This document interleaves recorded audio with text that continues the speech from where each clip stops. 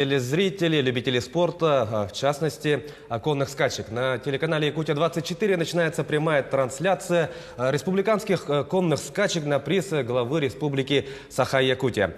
Здесь, отсюда, вот из студии «Якутия-24» для вас все происходящее на ипподроме в местности Юсхатын будем комментировать мы. Я Власий Сергеев и Сергей Николаевич Знарков. Добрый вечер.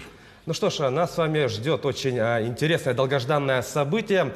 Нас ждет 7 напряженнейших скачек, и главными событиями по традиции у нас станут дерби и, собственно, сами скачки на приз главы республики. Ну, обо всем по порядку. Мы начнем нашу программу уже в скором времени. Уже, я думаю, участники в скором времени появятся на ипподроме. Ну, что ж, мы знаем то, что обычно, да, и данные соревнования не проходили в дни празднования ИСЭХ, но по понятным причинам сейчас соревнования проводятся в ином формате и без допуска зрителей на трибуны. Ну что ж, тем не менее у нас спорт потихоньку продолжает возвращаться в прежнее русло, и мы с вами сегодня станем свидетелями, безусловно, очень интересных соревнований. Ну что ж, Сергей Николаевич, мы знаем то, что вы ходите на скачки 60-х годов, да, примерно. Да. Вот какие сегодня самые интересные моменты ждут любителей конных скачек?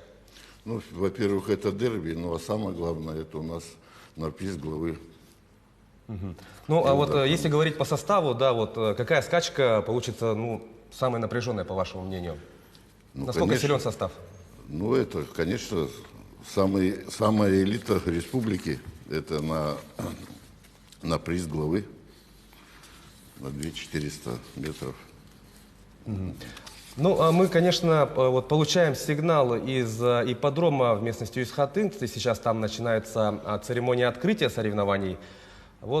И мы знаем то, что, будет, конечно, такого масштабного открытия не будет. Будут там, как я понимаю, выступления Национального театра, и потом уже, собственно, начнутся у нас сами скачки. Первая скачка у нас дистанция 800 метров, приз летний для лошадей 2 лет, чистокровной верховой породы. Спонсором первой скачки является Алмаз-Эргенбанк, и отметим, что призовой фонд составляет 150 тысяч рублей. Ну, мы ознакомимся с составом участников этого заезда чуть позже. Если говорить о самих соревнованиях, да, у нас будет много интересных заездов, скачек и, конечно же, много призов. И общий призовой фонд, конечно, это у нас впечатляющий. Ну, а дистанции у нас сегодня 800 метров, 1000 метров, 2000 метров, 2400 и 3200 метров.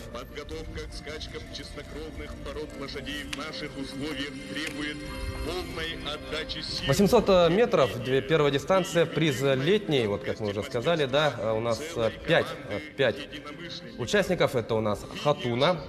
Ну, давайте начнем, представлять участников первой скачки. Итак, у нас Хатуна, Талбан, Very Nice, Франко и Галилей. Вот 5 участников данного забега, данной скачки. Ну и подробнее, если говорить, да, Сергей Николаевич, что можете сказать о 5 данных участниках? Ну, тут дистанция короткая, 800 метров. Ну, здесь, как бы сказать, фавориты какие тут. Прошлые 800 метров, когда были скачки, победила Франко. На данный момент она, как считается, фаворит. Ну, это дистанция короткая. Ну, действительно, это спринтерская, да, дистанция, да, 800 метров. Тут будет дан старт, и все решится тут очень каждая быстро. лошадка может выиграть. Ну, тут, да, конечно, наверное, взрывная, да, сила будет определяющим фактором. Конечно, они все резвые. Все резвость покажет. Так что фаворитов нет. Ну вот мы видим, да, то, что организаторы в лице Федерации конного спорта республики подготовили, да, все-таки открытие для не зрителей, которые присутствуют на трибунах, у нас трибуны закрыты, а для вас, дорогие телезрители. Конечно, мы уже отметили то, что обычно эти соревнования у нас по традиции проходят в дни празднования ИСЭХа, но в этом году, как и в прошлом, да, у нас из-за текущей эпидемиологической обстановке у нас все соревнования проходят без зрителей на трибунах. В дни празднования Сеха у нас, конечно же, еще проводились и игры ДГН, и, как мы знаем, вот на днях наш телеканал тоже транслировал эти игры, они проводились тоже не в традиционном формате в городе Якутске на стадионе Туймада.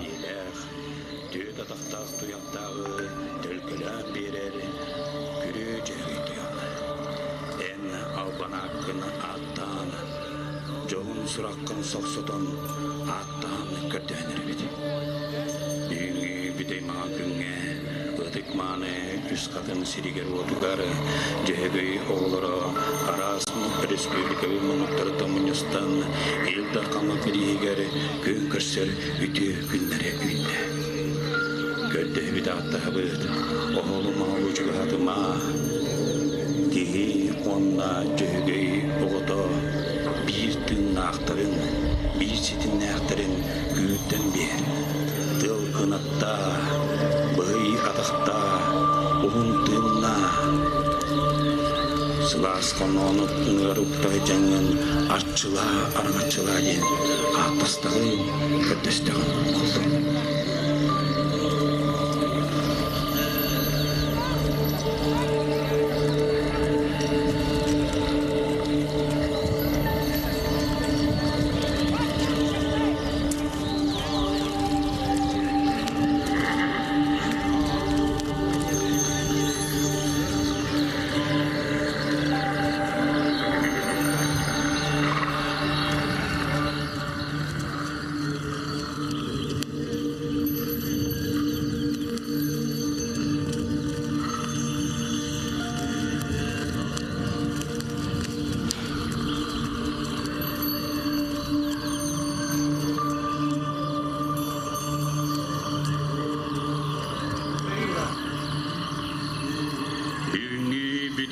Ну что ж, дорогие друзья, сейчас мы смотрим обряд поклонения божеству Джегегей в исполнении Михаила Винокурова.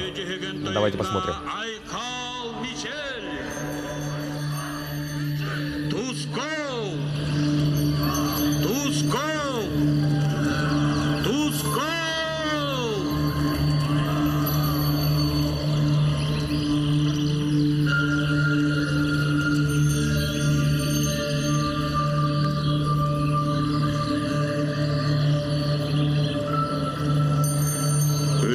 Жағастар, ылламыт чаттар, бар жону, өрігөй талан үрдетін, саргы жалы салалынның, сақабыт сире саргыланның, үрі жөгі айыбыт алғыз пытынылынан, төпсүйді үлгетігер, төлкі бүтін түсті әтіға болын, терегіз келбетін тәнчеріге иттіға болын, ұрой тұсқы болын.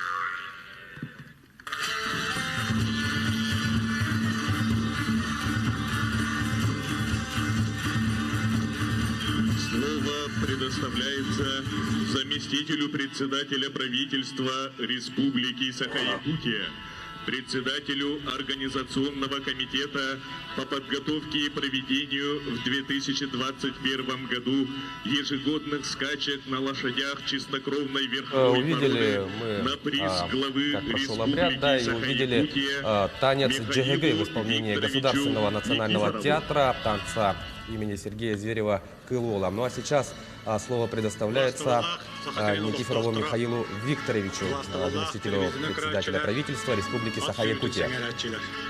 Дорогие жители Республики Саха-Якутия, дорогие телезрители, уважаемые любители конного спорта. Во-первых, разрешите от имени главы республики Арсения Сергеевича Николаева, от имени правительства республики поздравить вас с открытием конных скачек на приз главы Республики Саха-Якутия. Это традиционное мероприятие в этом году проводится 17-й раз. И мы надеемся, что они будут проведены очень достойно и организованно. Сегодня я бы хотел отметить, что традиционная отрасль коневодства у нас очень популярно развита. Непосредственно наша республика сегодня занимает первое место в Российской Федерации по поголовью лошадей. И отрадно, что с каждым годом в республике развивается конный спорт. Я сегодня рад, что любители конного спорта имеют возможность увидеть в прямом эфире НВК эти традиционные скачки. У вас табыллах күнді доғыттыр. Сақавыт сирин бұл күннерге ұйтылар мероприятияларыгар. Бұл бейге традиционно ұйтар бағылық берегер ұйтылар күректі хейбет ағылыбытынан ағыбын. Мен бүгін түгенен туғанан мақтан екпін бағарыбын бұл ат сүйретігер спонсордарға ол күрдік Алмас Арген банк коллективігер Жакускай Куарат, онна қаңалыс ұлығын жағалталарыгар, страховой компания Югория, РИК акционерное обществоға, индивидуальный предприниматель Федотов Руслан Еремеевичка, оны да тағанан атын медделен спонсордарға. Бүгін мақтаны мәті бұл тәрәхіні үддік тағымға тәрерге көміліспіт, тек ағаспатын министерстветін, етенна бұл ат сүрдетін федерациятын. Уважаемые друзья, давайте пожелаем всем нам успеха, всех жителей национальным праздником МСЭХ и проведением конных скачек. Пусть победит сильнейший. Махтал. Саха сылгы таңарала, саха сылгы купта, жөгөй саха үңер таңарата, минер меңете олығын аргыға, уақтақ кіміға. Саха барақсан жөгөй айы оғытабын денен, кені үрдігі атығар сүгірге, бұлырғы сақтартан күн бүгінігер дері олырын кәлліға. Саха омуктыына болбут, маны кылбыт, сылгыбыт, күн бүгін бейгіне түме турар, бір сомоғы оңортур. Сыз байселләқ, сырырғатыннар, ол айы саха кута күнтен күн бөгөргө өтін, уран уратыбыт, өспөт үгестер бет середие сайынныннар, сарсыңыбыт саргыланнын, үті олықбыт түстәннен.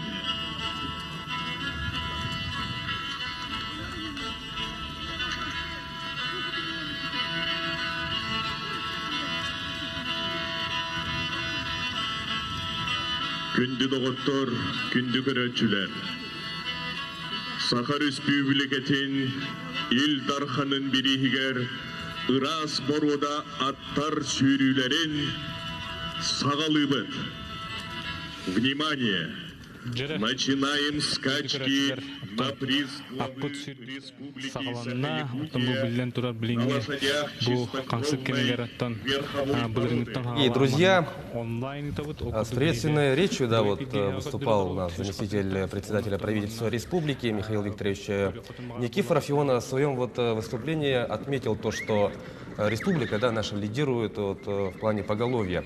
И действительно это факт, который достоин внимания. Да, действительно у нас лошадь занимает важное место в истории и культуре якутского народа. И именно, наверное, поэтому вот столь такой большой популярностью пользуется данный вид спорта в республике. И, конечно, вот подобные традиционные, да, старты, они собирают на трибунах, но не в этом году, и у экранов телевизоров очень большое количество людей. Ну что ж, сейчас у нас полным ходом идет подготовка к первой скачке. Как мы уже говорили, у нас дистанция 800 метров.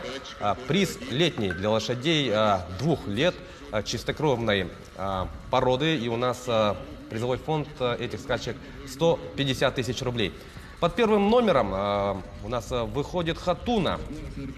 Хатуна, да, это кобыла у нас представляет Черопчинский улус, жокей у нас Куличкин Анатолий. Куличкин. Ну и видим то, что у Анатолия камзол темно-синий со звездами. Ну, мы будем ориентироваться как по камзолу, так и по номеру.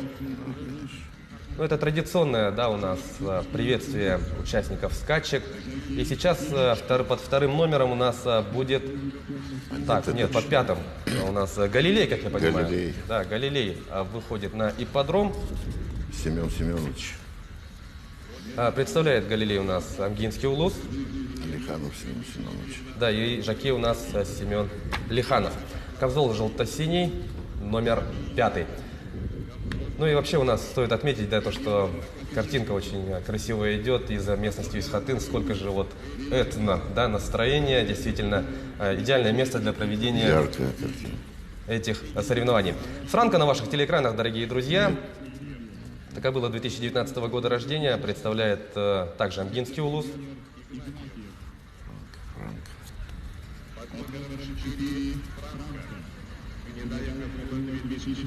Ну и как мы знаем, то, что дистанция 800 метров это у нас спринт в чистом виде.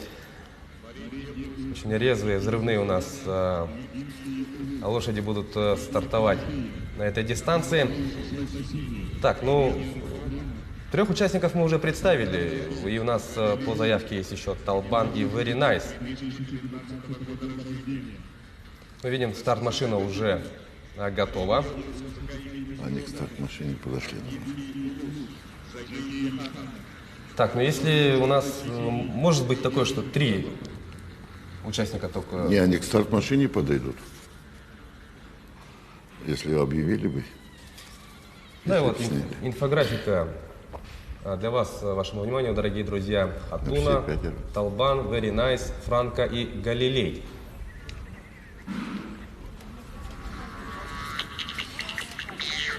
Но получается полкруга. Да, круг 1600. 800 метров дистанция.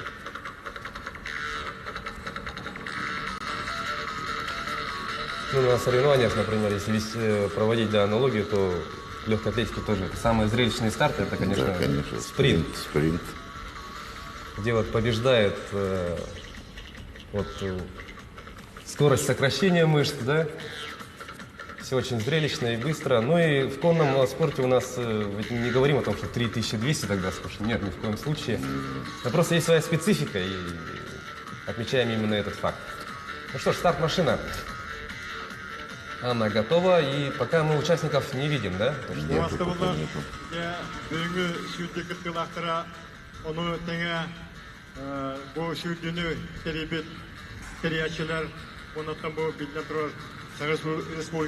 У нас получается 2 представителя сразу Амгинского улуса.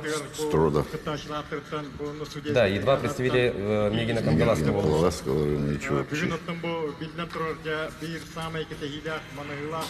Ну что ж, отмечаем, что призовой фонд этой скачки у нас 150 тысяч рублей. Так, ну и, как я понимаю, уже в ближайшие секунды будет дан старт. Да, так и есть. Поехали. Поехали. Первая скачка. 800 метров приз летний. Смотрим. Так, у нас в группе лидеров Very Nice, да, выходит на первую позицию. Далее идет у нас Хатуна. Ну и, соответственно, Талбан, Галилей и Франко пока в группе отстающих. Ну, как мы говорили, это полкруга, да? Полкруга, 800 метров, и это спринт. Так. Это Галилей последний идет.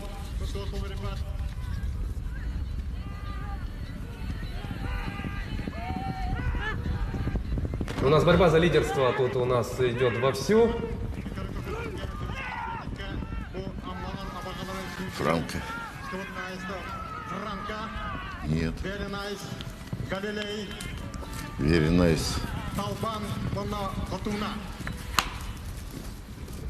Но сейчас мы в скором времени получим информацию, да, вот, касательно результатов забега. Хотелось бы, конечно, финиш с другого ракурса, да, вот, смотреть. Но первая скачка у нас прошла, дорогие друзья, все прошло очень быстро, как мы с вами как мы говорили ранее, 800 метров. Полкруга стремительно Быстро нас пробежали.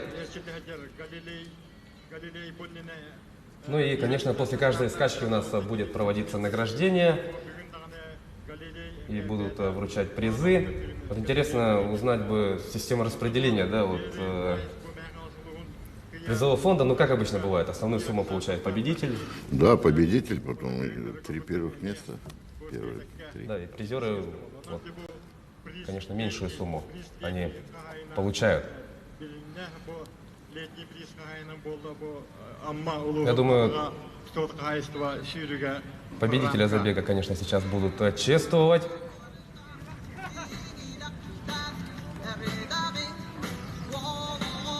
Но мы поздравляем, конечно, Франку,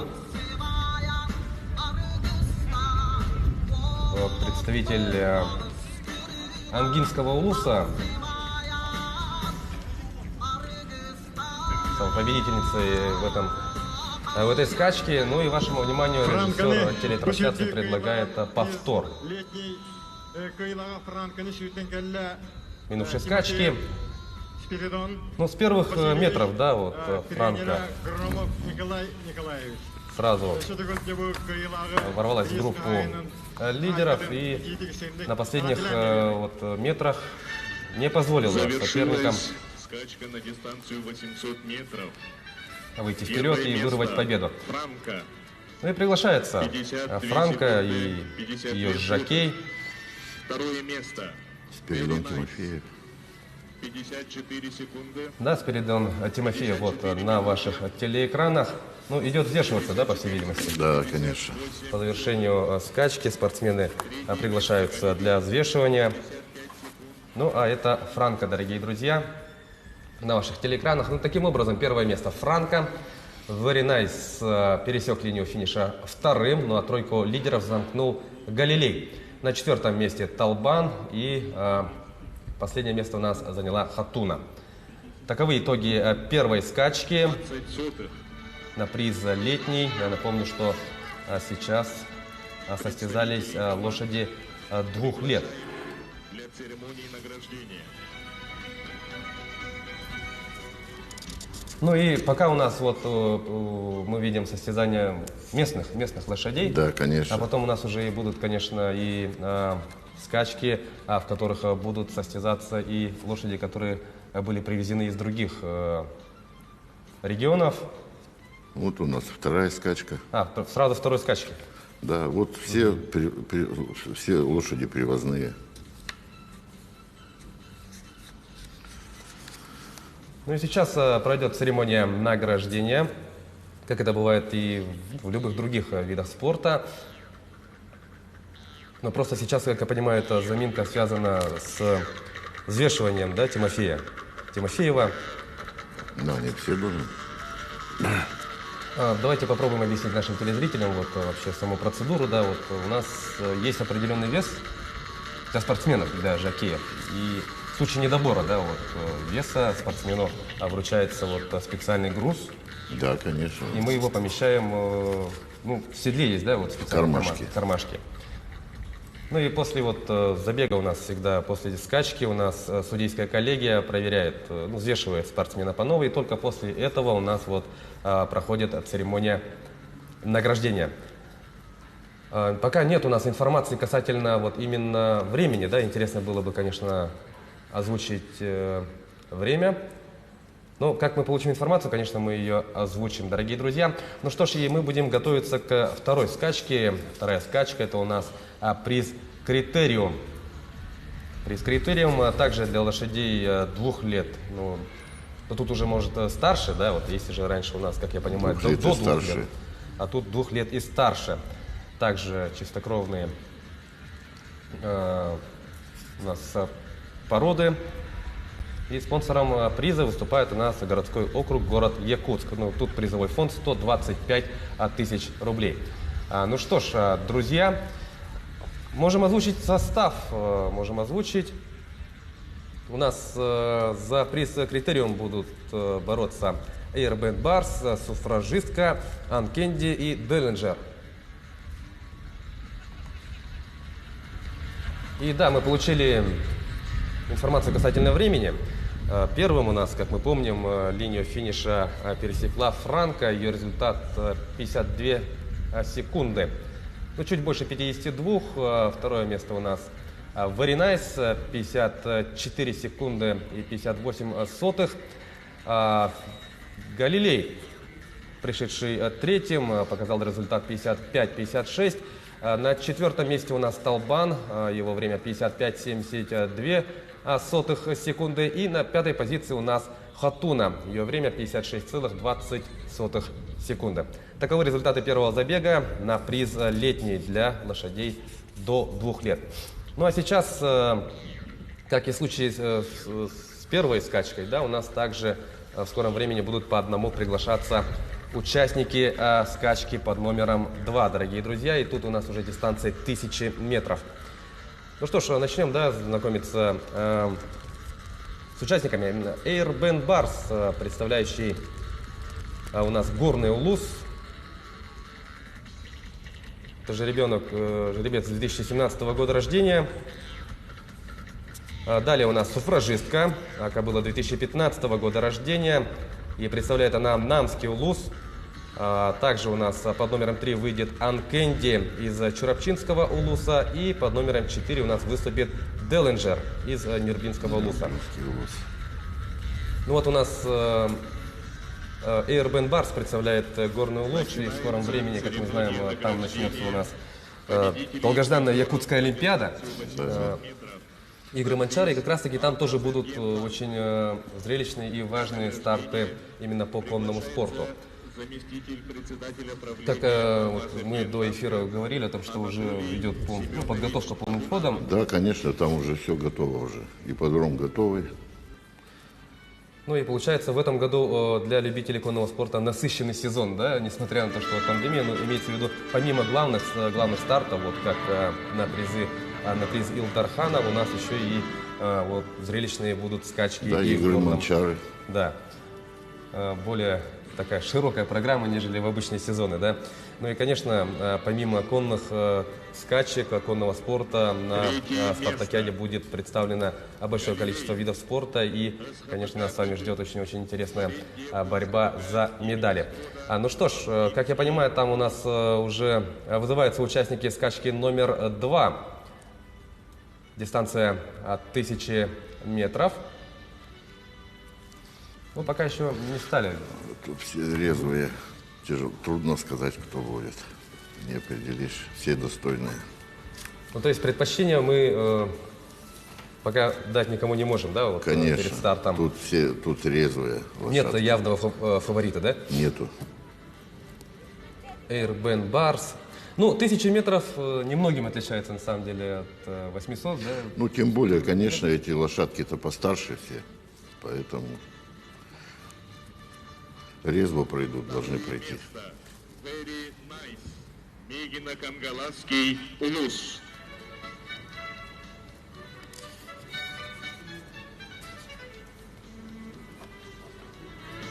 Мне кажется, там награждение, что ли, проходит до сих пор. Да, ну, у нас очень насыщенные дни в плане вот трансляции, да, и вообще в плане спортивной жизни республики. В предыдущие 2 дня на наших телеканалах специально для вас, дорогие телезрители, любители спорта, мы транслировали игры ДГ, финальные соревнования, которые проходили на стадионе Туймады имени Николая Николаевича Тарского. Я думаю, все были поражены накалом страстей. Финальный день соревнований. Напомним, что победителем игр ДГ у нас стал Егор Филиппов.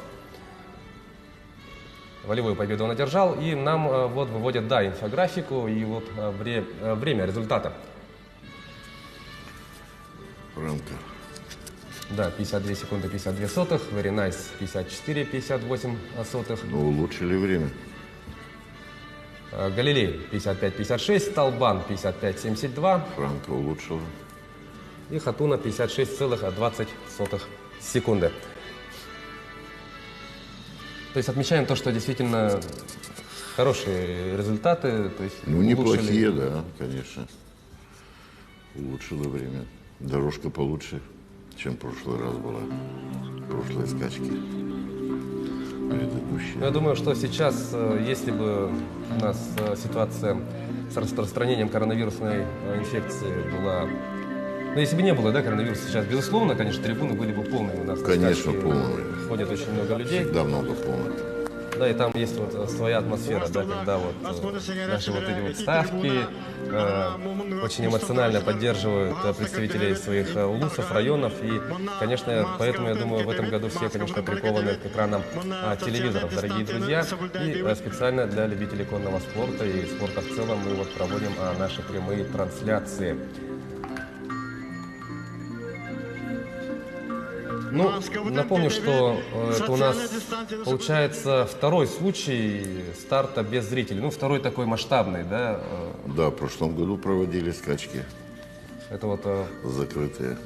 ну, приуроченный к 9 мая, когда Да, как раз ну, таки... позже, конечно, Да, не позже. на 9 мая были, но Ну и тогда вот Все-таки проводили. позже провели, и тогда вот это был действительно первый случай, когда конные скачки проходят без зрителей, да, там строго допускали людей, которые вот имеют справки, соблюдали все меры. предосторожности закрытые были, конечно. Ну и потом вот отборочные соревнования вот к этим скачкам у нас тоже проводились в закрытом режиме, без зрителей. Ну и вот сегодня, собственно, победители этих отборочных соревнований будут оспаривать главные призы. Ну и пока у нас продолжается подготовка к скачкам, ну, к вторым, да, скачкам, у нас есть возможность полюбоваться красотами местности Юсхатын. Ну, действительно, вот тогда скачки, приуроченные к 9 мая, к Дню Победы, они были проведены вот на ипподроме бывшего ЕГСХ. Да. Ну, а тут, видите, вот преимущество, да, местности Юсхатын. Вот. То, что красоты, и вот действительно наш режиссер телетрансляции предлагает вот полюбоваться. Ну что ж, ну а во второй скачке у нас, конечно, тоже будет зрелище, как мы сказали, 1000 метров. Это тоже, ну, по сути, спринт, и у нас тоже будет очень динамичная гонка. Участники Эйрбен Барс из Горного улуса, суфражистка, представляющая Намский улус, Энкенди из Чурапчинского улуса и Делленджер из Нюрбинского улуса.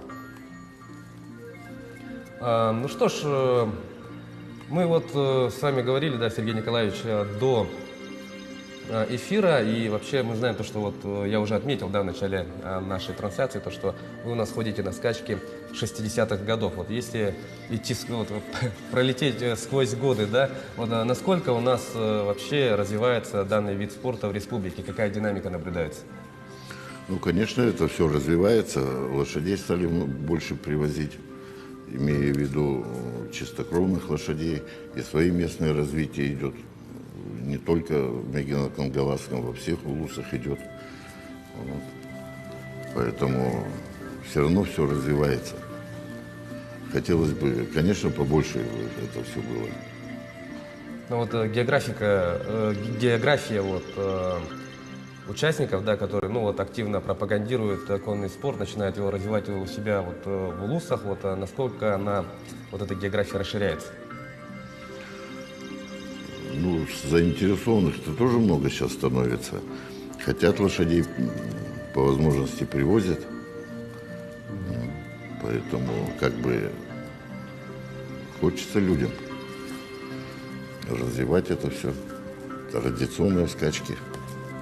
Ну, мы знаем то, что удовольствие это не дешевое. Да, это удовольствие дорогое. Речь идет о больших суммах, если, конечно, мы еще говорим о том, что надо вот покупаем, да, вот чистокровную породу из других регионов, из других стран, может быть, даже, Еще да? даже, да, еще и привезти надо, и сохранить да, это и все. транспортировка, логистика, так еще и содержать, Конечно, тренировать. содержание Да. тоже дорогое. Да, и вот, Дорогое удовольствие.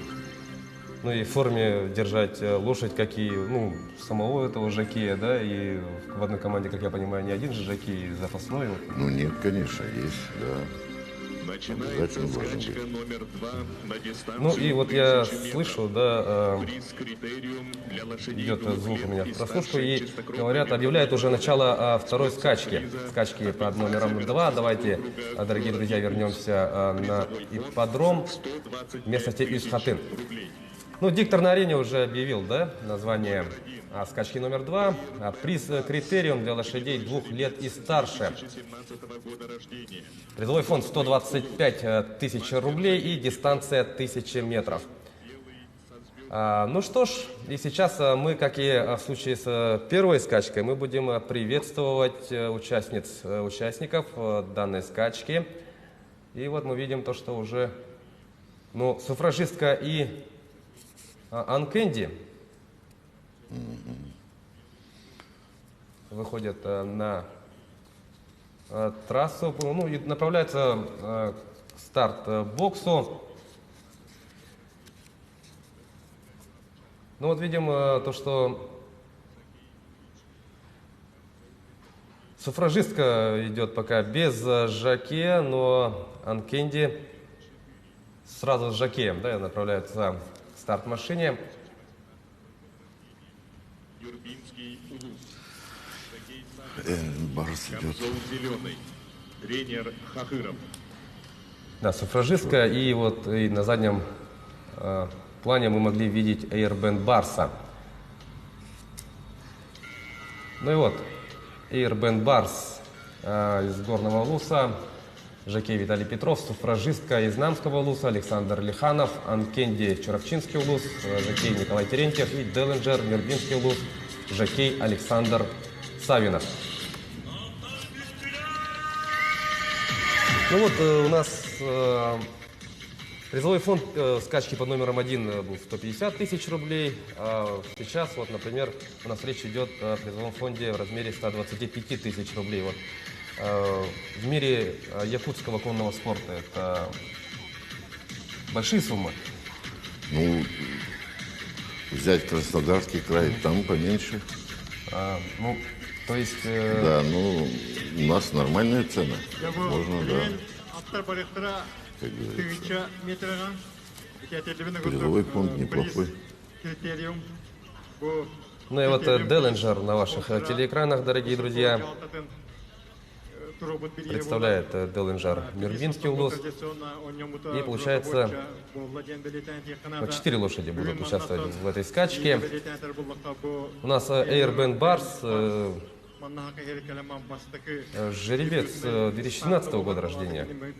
Суфражистка кобыла 2015 года рождения.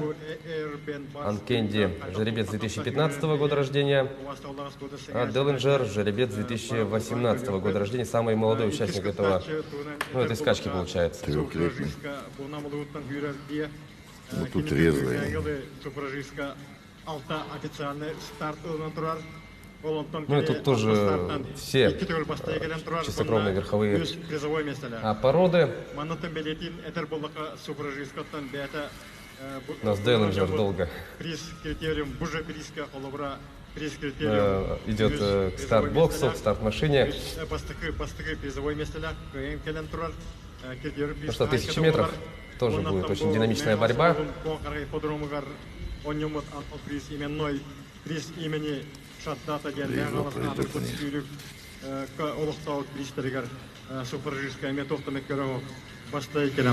Ну что ж, а система вот распределения интересна. Вот обычно как бывает? Процентов 60% победителю, Ну да, конечно. Победителю, потом второе и третье. И у нас самая главная скачка, конечно, 50%. наверное. да, у нас вот самая главная скачка, да, пройдет, конечно же, последней, как и по традиции. Как да, подобает. Да, это, конечно, приз главы республики Саха-Якутия. Дистанция там у нас 2400 метров. Принимают участие лошади 4 лет, старше. И призовой фонд там составляет 5 миллионов рублей. Ну, я думаю, вот любители конного спорта, да, конечно, уже знают, кто будет бороться за главные призы. Ну, давайте мы быстренько пробежимся. Шторм Барс, Ютан Барс, Мэйзи Кинг, Магриб, Конкистадор, Майн Кёник, Брокер Барс, Блэк Джет, Квит и Свидетель Барс.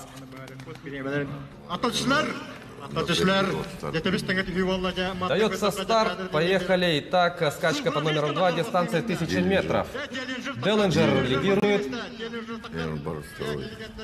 Ну, вот хорошее преимущество в себе уже. Суфражистка третья, да? Да, суфражистка пока замыкает эту скачку. Третья. Суфражистка третья. Так, ну а Деллинджер у нас сохраняет лидерство в этой скачке. Ну сколько там, 2 корпуса? Да, вы помните. Даже больше. Ну и вот группа лидеров у нас. По-прежнему впереди Деллинджер. Ну а последний Анкенди у нас идет. Ну что, сейчас атаковать будут Деллинджера? Атаковать будет. Атакует. Ну что, ну тут не совсем понятно. Нет, Да, всё, выходит поймал. вперед Airband Барс и фотофиниш. Ну, Airband Барс буквально под самый занавес, да, скачки, мне кажется, все-таки вышел вперед и вырвал победу у Деллинджера. Ну, такой интересный у нас, конечно, интересная скачка получилась. С первых метров у нас Деллинджер как бы вышел на лидирующую позицию, и вот в 2 и более корпусов опережал своих соперников, но, как мы видели, вот на последних На финише поймал его. Да.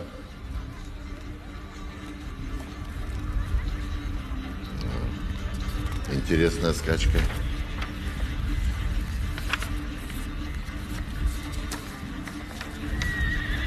Но тут, конечно, тоже, как и в легкой атлетике, наверное, у каждого свой геймплан, своя тактика, да, например, кто-то надеется вот просто чисто на скорость сокращения мышц, да, вот именно Да, на конечно. спринт, на взрывной, а вот, например, в данном случае мы видели, как, например, может выступать по вторым номерам и в конце, на последних метрах вот выжать, да, максимум, и этот план в данном случае сработал. А вот в конном спорте, вот насколько вот, например, если ты идешь следом, да, за лидером, например, это, ну, как в пилотоне, да, Ну, получается? они вот эти, кроме Анкенди, они первый раз стартовали вот эти. Анкенди стартовал второй раз. Ну, то есть мы говорим об опыте. Ну вот, да, и вот эти кадры.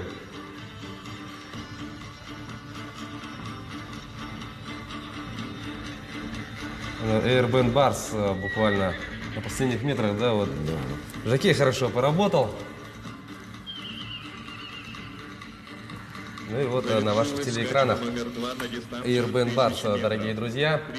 Он и там бегал хорошо. старший чистокровный Спринтер весовой самый категории. лучший был. На приз городского округа город Якутск. Ну, я думаю, сейчас Место. Дорнам Airband Барс.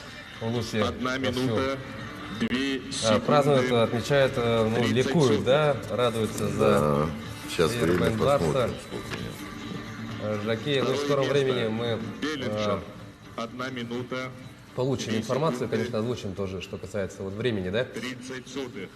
Проигрыш в голову. Ну и сейчас, конечно, жокей у нас Виталий Петров отправится на взвешивание, потом пройдет церемония награждения. 5 секунд 57 сотых. Ну, интересную борьбу Четвертое Во место. второй скачке нам Анкенди. продемонстрировали участники. 1 минута Ну, 6 Мне секунд. казалось, вот такое солидное преимущество, да, 23 Делленджер сотых.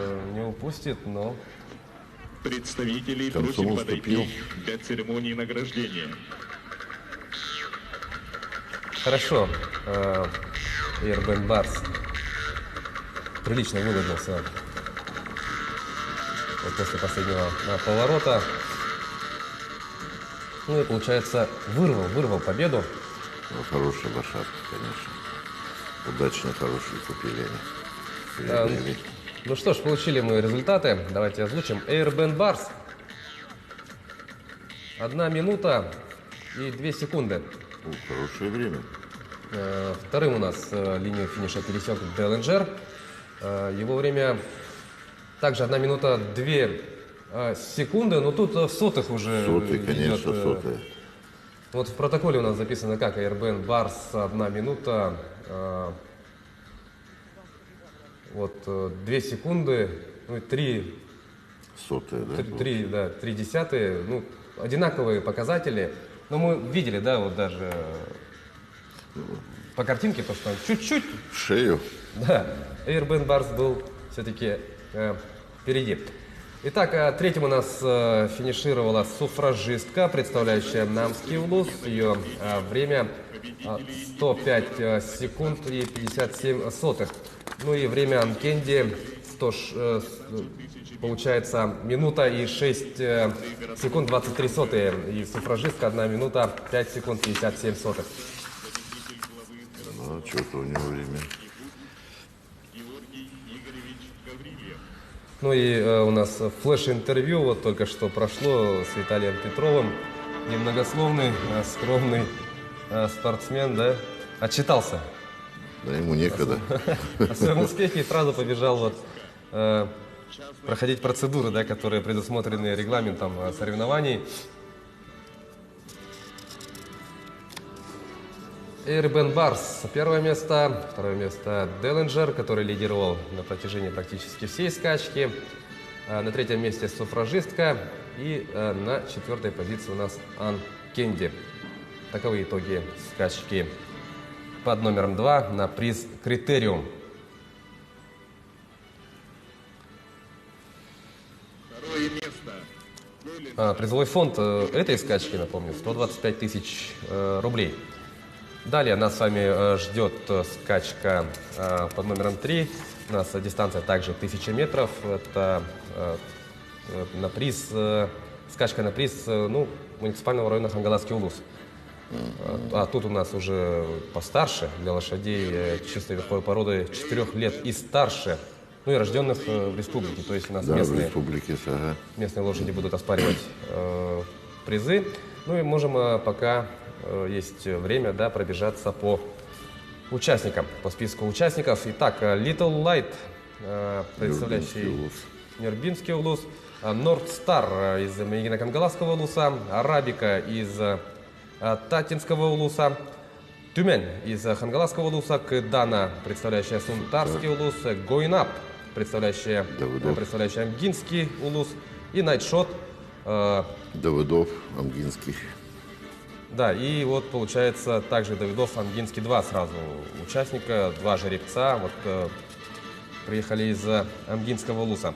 Going Up и Nightshot. Ну, что можем сказать по составу третьей скачки? Ну, как вроде бы Томен, но здесь Найшот есть. Ну, то если Поэтому как бы в число лидеров, то есть мы можем, двоих. да, вот Тюмень и Nightshot, да, тогда. Ну, Лита Лайт может пойти. Тоже резвый. Ну, также 1000 метров, то есть ждет Да. также у нас борьба до последних метров, сантиметров буквально, как мы видели, в случае с скачкой, да, предыдущей. Ну что ж, Little Light, North Star, Арабика, Тюмень, Кедана, Going Up и Nightshot сейчас будут оспаривать приз Хангаласского улуса. У нас уже постарше, да, идут лошади, и причем они все представляют, ну, местные лошади. Ждем интересную борьбу. Ну, если говорить, выделили, да, мы вот Тюмень, Going Up, ну и Nightshot, да, вот Тюмень у нас жеребец 2017 года рождения. Ну, дербист. В прошлом году дерби выиграл. А, вот, ну, в последнем дерби, да, вот. Да. Прошлогодний дерби. Ну и у нас Гойнап, ровесник Тумяна, также в 2017 году этот жеребец родился. Амгинский улус представляет, как и Найтшот, да, вот о чем мы говорили ранее. Ну а Найтшот у нас родился 2015 года рождения. Да? Самый возрастной, получается, участник этой скачки. Найтшот, представляющий также Давидов Амгинский улус. Мы видим, что старт-бокс уже готов. Он стоит на трассе, на ипподроме. В скором времени начнется приглашение от перечисленных лошадей. Будут представлены вашему вниманию как сами лошади, так и их жокеи.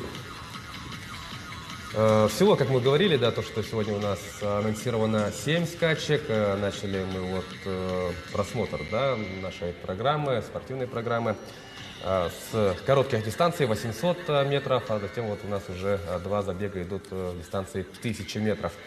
Ну, а что касается вот главных, да, главных все-таки событий, это у нас дерби и, Да, дерби.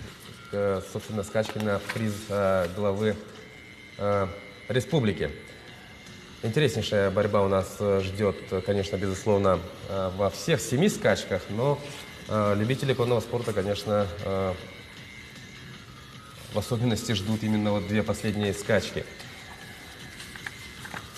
Ну что ж, старт-бокс у нас в гордом одиночестве продолжает ждать. 7 лошадей сейчас у нас выйдут на старт. Ну, если изменений, конечно, нет, но возможно все. Но, по крайней мере, у нас заявлено то, что на эту скачку выйдут 7 лошадей.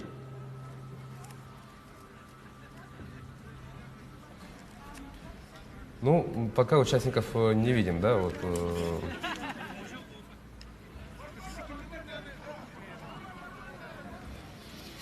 Ну, дождемся мы участников, конечно, скачки под номером 3. Ну, а Сергей Николаевич, вообще, если говорить, да, вот о работе Федерации конного спорта у нас в республике, вообще вот, ну, просто о фактах, да, вот якутского конного спорта. Вот у нас работает федерация, сколько у нас вот ипподромов и вообще вот тренировочных баз, клубов. Ну, Намский улус, он у себя тренирует. Вот. Тот же Амгад Давыдов, тоже есть там у них своя, есть где тренировать. Вот. Сунтарский улус здесь работает, в Якутске. Ну, то есть... Строда тоже здесь был, зимовали, тоже здесь как бы тренировали. Базируется и вот проводит тренировки, то есть на территории вот Якутска. Да, я ГСХ там, Агату, сейчас называемый так. Ну вот, кстати, ипподром Джегегей, да, который у нас, в котором у нас сейчас проходят соревнования. В 2013 году реконструировали этот ипподром, и вмещает она вот 10 тысяч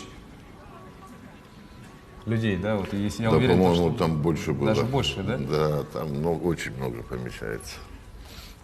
Ну вот если пандемии не было бы, да, вот 10 тысяч, ну... Вошло бы, конечно, да, много народу ходит. Там и...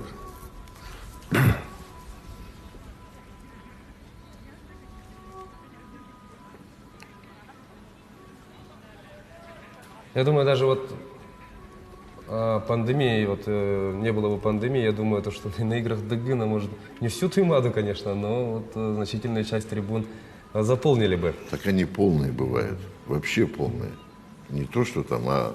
Это вот, если мы говорим про Джагагай, да? Да. Полные, то есть даже вот, я уверен, что за пределами еще трибун, да, вот стоя Да, конечно. смотрят. Перед трибунами много стоят. Ну вот, а сегодня, конечно, По ясным причинам ДГГ у нас, конечно же, пустой. Сейчас на ипподроме присутствуют только люди, которые принимают участие в проведении данных соревнований, в том числе и телевизионная группа, ну и, конечно, сами участники.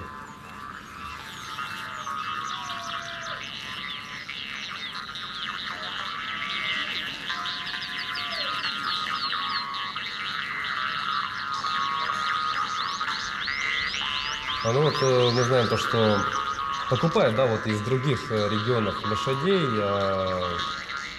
Вот якутская порода вот, лошадей, да, вот местные лошади, вот, в перспективе,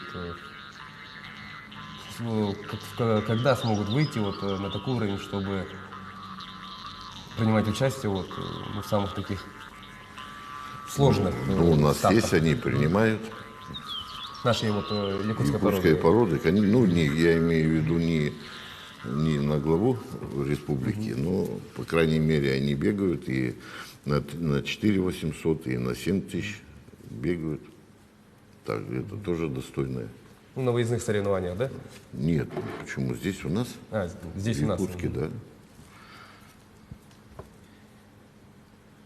Ну и ждем мы старта скачки под номером 3 на приз Хангаласского улуса. Кстати, призовой фонд не указан в этой скачке. Ну, как мы уже говорили ранее, да, вот у нас под номером 7, под самый занавес спортивной программы у нас состоится вот, главная скачка, да, скачка на приз главы республики. Ну, перед этим будет дерби. А перед этим еще будет дерби, конечно. А там призовой фонд уже 5 миллионов.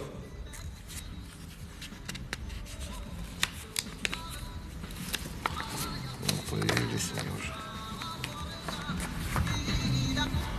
Так, опять говорю то, что вот 5 миллионов, да, и хочу отметить то, что победитель получает, ну, везет с собой ровно половину. Да.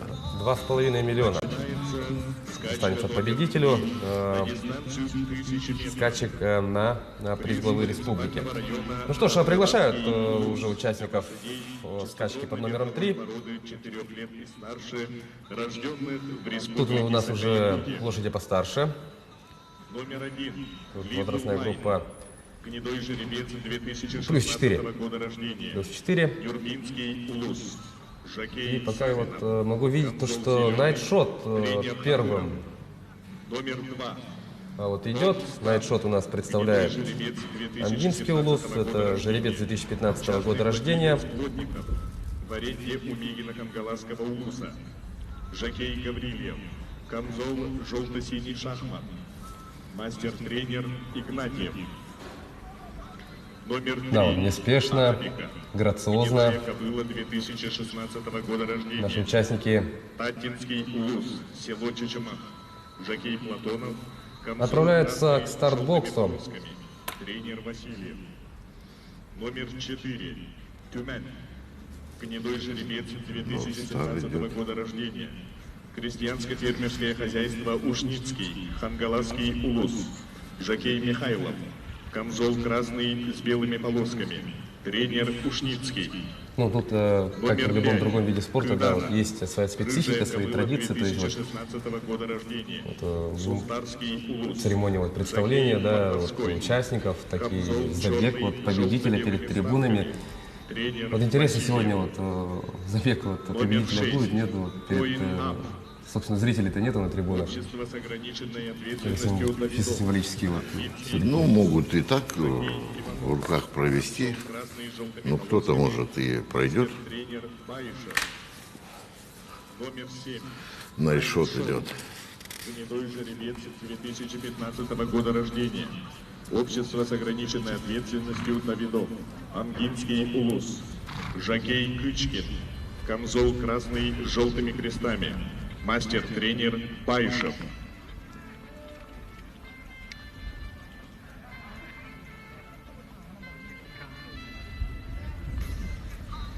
Перед вами Найтшот. Так, а следом, как я понимаю, Нордстар идет. Ну, старый идет. Нордстар у нас представляет Мегина Кангаласский улус. Жеребец 2017 года рождения. Да, вот если у нас они сохранили, да, вот процедуру представления участников, то я думаю, собственно, победитель тоже почему бы не пробежать. Да, а это Тюмень. И представляет Кангаласский улус. Жеребец 2017 года рождения. И вот Сергей Николаевич причислил Тюмени к лидерам, да? Прошлогодний победитель дерби. Прошлогодний дербист. Вот есть Найшот. Да, также не забываем про Найтшота, который ранее у нас, да, побежал. Вот, Найшот стоять не будет. это уж точно. Нордстар, извиняюсь, Little Light. Little Light. На ваших телеэкранах. Хотелось бы узнать еще, вот интересно же, вот по какому принципу вот составляется порядок, вот, что, например, идет первый найтшот, согласно рейтингу. Ну, жеребьевка. Жеребьевка, не рейтинг, да? Жеребьевка. Положение вот в стартовой машине. Да. Также же Бокс, путем да, жеребьевки. какой бокс будет? Номер бокса.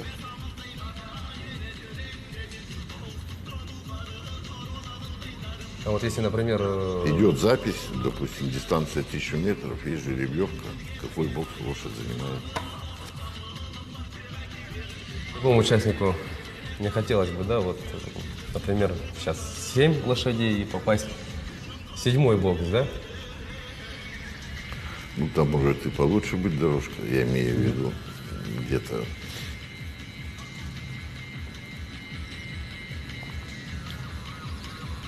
То есть даже вот дальше, ну, чем дальше, тем лучше получается, наоборот. Я просто Нет, вот представил... почему? да, Она просто как- разная. Ее проборонили или продисковали, проборонили, а где-то там может быть помягче дорожка, где-то, как говорится, потверже. Чем тверже, тем она легче.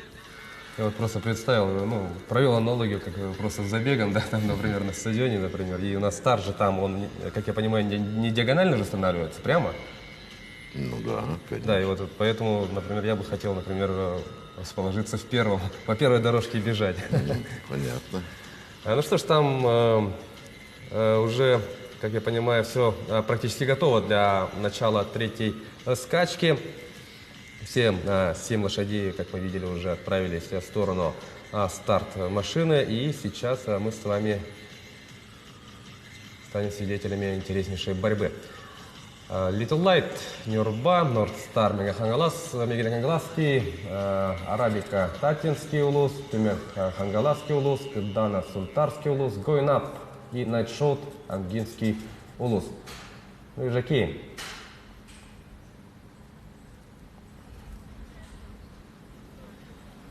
Ну и от жокея, конечно, многое зависит в этом виде спорта.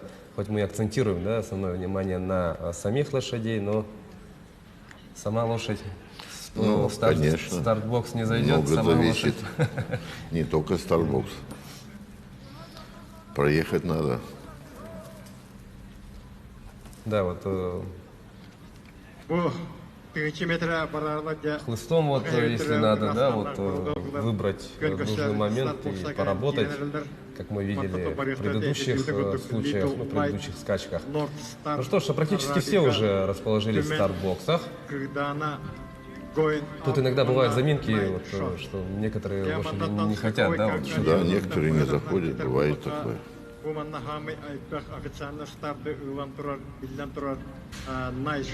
Ну, мы видим поднят красный флаг. И сейчас как будет дана команда, стартбоксы откроются, и все 7 лошадей начнут покорение вот этой вот дистанции в 1000 метров. Ну что ж, выбегают там члены команд участников, и сейчас... Ну, смотришь, чтобы все зашли. Да. Итак, дан старт, дорогие друзья. Скачка под номером 3 на приз Хангаласского улуса. В группе лидеров я вижу Тюмени, как и полагал Сергей Николаевич. Так, Шот. тут по номерам потом Найшот второй, по-моему. Тюмень у нас, как я вижу, Найшот подходит. да, Найтшот и Тюмень в группе лидеров. Вот две лошади, да, у нас порвались, и видим, что активно работают. И так, у нас О, Тюмень, Найтшот. Найтшот, да, удачно атакует на последних метрах, и вот видим, даже обеспечивает себе вполне комфортное преимущество. Как предполагали. Да, и таким образом Найтшот у нас Найшот есть. Найшот. пересек линию финиша первым, ну а Тюмень, который тоже вот с первых метров был в лидерах, ну то есть лидировал, прибежал вторым. Ну что ж, действительно, тоже интересная борьба. Вот Сергей Николаевич, какие впечатления? Ну, Найшот есть Найшот. Это его дистанция. 1600 это его дистанция. На 2400 уже это не его. 1000 метров, 1600 это его. Ну, действительно, ну вот на повторах видим, да, то, что у нас еще Найтшот тут идет вторым. Вот после поворота вот началась эта активная работа, и Найтшот тоже так прилично включился, и несмотря на все старания Тюмени, да, и его жокея, вот не просто опередил, еще и запасом. Да, конечно. Хорошо финишировал. Ну и вот, собственно, кадры финиша. Финиш в замедленном действии. Ну, видим, да, то, что действительно с запасом. Да, конечно. Финишировал Найтшот. Ну и в скором времени мы, конечно, озвучим результаты этой скачки. Ну а Найтшот отправляется отдыхать. Победитель. И награждение, конечно, ждет. Как Найтшот, его жокея, такие команду Ангинского улуса. Ну, Тюмень точно прибежал вторым, получается. Вот, далее, конечно, я вот не обратил внимания, кто замкнул тройку лидеров, но гадать не будем, мы получим подтвержденную, да, информацию. Да, сейчас время покажет. Покажу.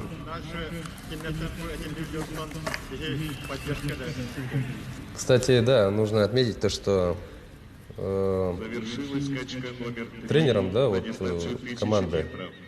На призы за которой выступает Найтшот, у нас является Анатолий Байшев, для лошадей чистокровных легенда якутского спорта, рожденных в прославленный масс-рестлер и прославленный вообще вот универсальный многоборец. Да, конечно. Он 65 И вот одним из его широкого плана. да, талантливый человек, талантлив во всем, да, и вот и получается руководит и вот 22 сотых. командой в конном спорте. Третье место. Ну и получается Найтшот у нас празднует победу с Третье этой место. скачки. Going Up. Второй Тюмень. 1 минута 8 секунд 7 сотых. Диктор на арене, кстати, вот Четвертое место. озвучивает, Little да, Light. результаты. Но там уже 1 дошли минута до 8 секунд лошади, которая прибежала 38 четвертой. сотых. Ну а мы, конечно, Пятое сейчас место. получим North Star. 1 минута 11 официальную секунд. информацию и сразу же, конечно, 89 поделимся. Ну а пока сотых. стартбокс у нас Шестое место. Арабика. меняют свое местоположение, так как у нас следующая дистанция уже на 2000 метров. 70 сотых. Седьмое место Кыдана. 1 минута 17 секунд. Скачка номер 4 у нас пройдет на призы Республиканской инвестиционной компании На церемонию награждения. и акционерного общества «Югория» для лошадей 3 лет и старше, также чистокровные верховые породы. Ну а призовой фонд этих скачек составит 300 тысяч рублей. Ну и оспорят этот призовой фонд у нас мистер Борисоглебск, Элизиум, Бумеранг и Голдфарт. Но к ним мы еще вернемся. Сейчас мы можем для вас, дорогие друзья, озвучить результаты. Найтшот у нас победил с результатом 1 минута 5 секунд и 65 сотых секунды. Вторым у нас линию финиша пересек Тюмень. Его показатели 1 минута 6 секунд 22 сотых. Третьим прибежал Гоинап, 1 минута 8 секунд и 7 сотых. Ну и получается дальше четвертым у нас прибежал Арабика, 5-е место занял Нордстар. Нет, 4-й у нас Little Light, 5-й Нордстар и 6-й Арабика, 6-я у нас Арабика. Таковы результаты забега скачек под номером 3. Сейчас, дорогие друзья, мы прервемся на короткую рекламную паузу, после которой вернемся и продолжим просмотр соревнования. Оставайтесь с нами.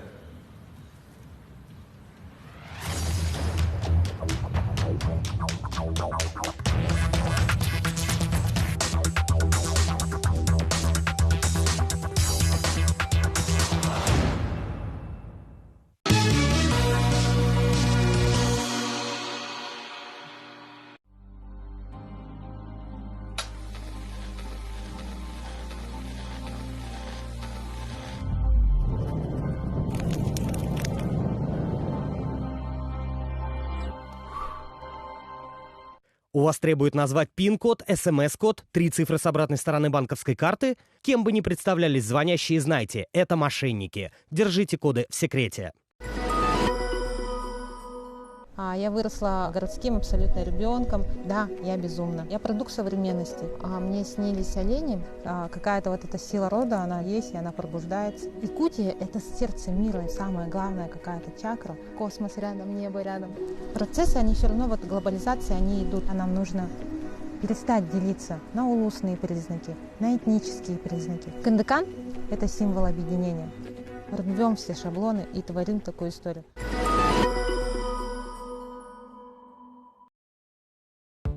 В момент затяжки сигаретой образуется около 1200 вредных веществ, среди которых канцерогены, вызывающие рак. Органы курящего человека постоянно находятся в стрессовом состоянии кислородного голодания. Курение вызывает серьезные болезни дыхательных путей и онкологические заболевания. Сердце курильщика изнашивается быстрее за счет более частых сердечных сокращений. В год от курения умирает около 4 миллионов человек. Каждые 8 секунд появляется новая жертва никотина. Помните, табак и здоровье несовместимы.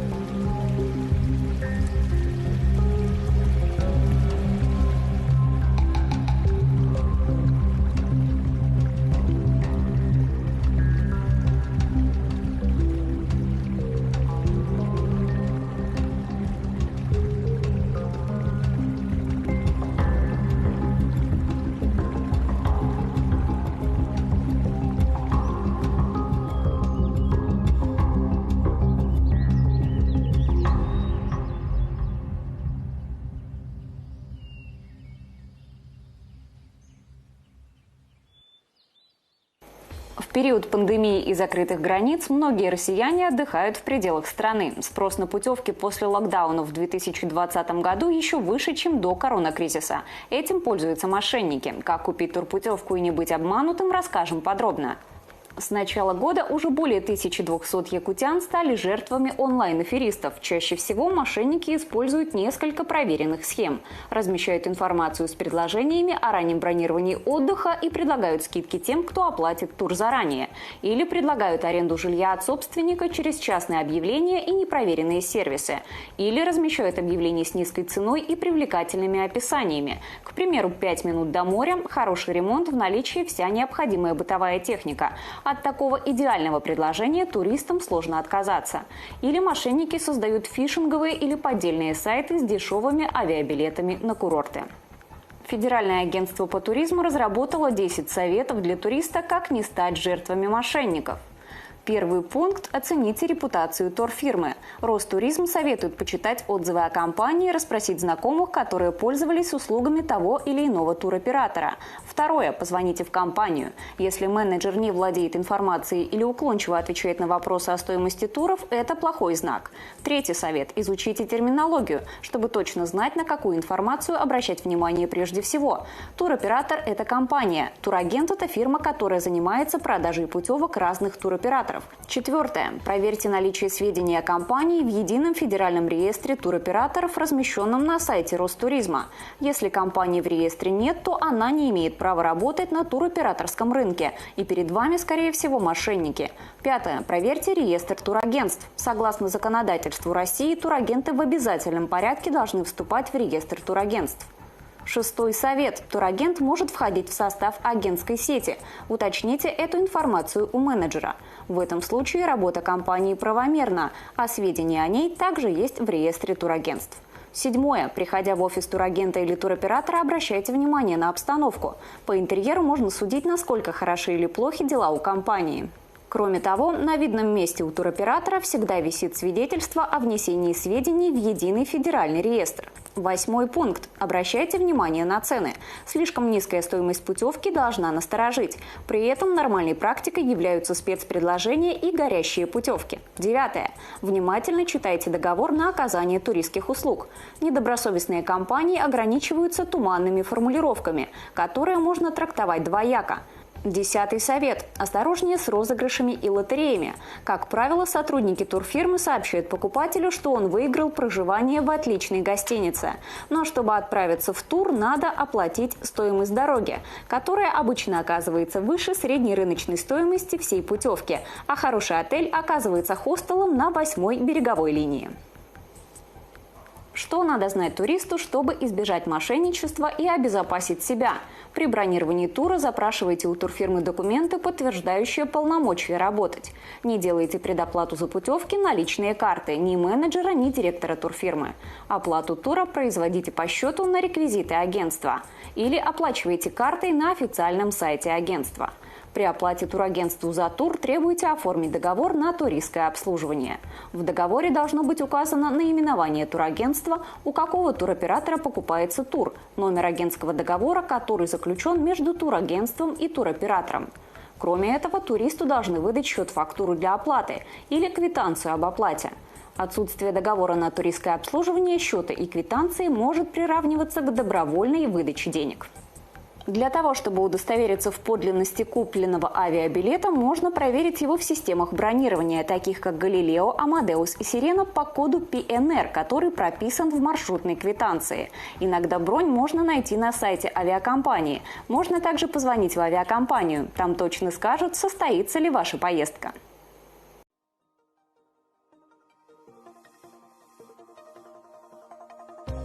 Я работаю с детьми, с большим хоровым коллективом.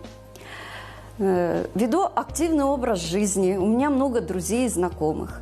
В период ограничительных мер и дистанционного обучения мы не смогли работать полноценно. Нам не хватало выступлений, концертов. Очень хочется жить полной жизнью. Выезжать с детьми на конкурсы, фестивали, давать концерты, путешествовать. Я привилась. Давайте будем беречь себя и своих близких.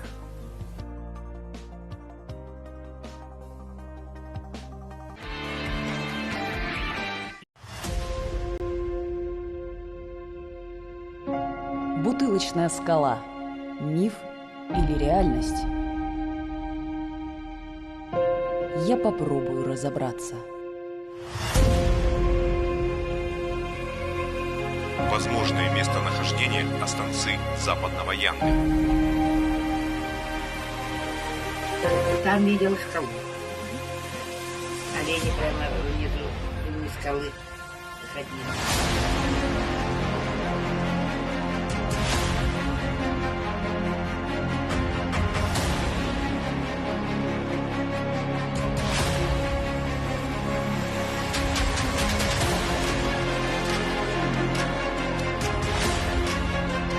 Лапа у него. Мои вот такие забышительные. Алина! Медведь сзади! К камням беги! Быстрее! Ну вот внутри до сих пор трясет.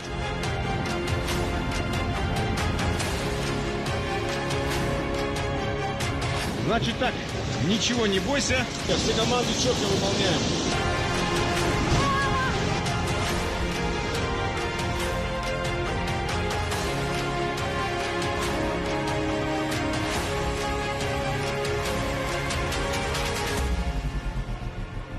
Если эта скала существует, я найду ее.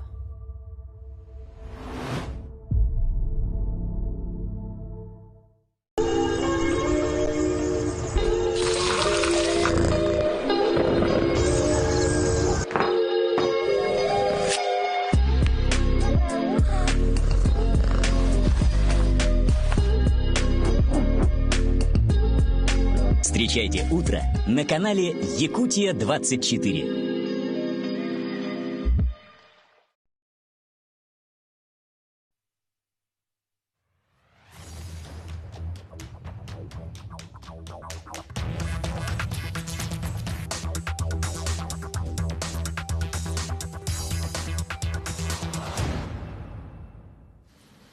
Дорогие друзья, на телеканале Якутия-24 продолжается прямая трансляция республиканских конных скачек на приз главы республики Саха-Якутия. Для вас в студии работают Власий Сергеев и Сергей Знарков.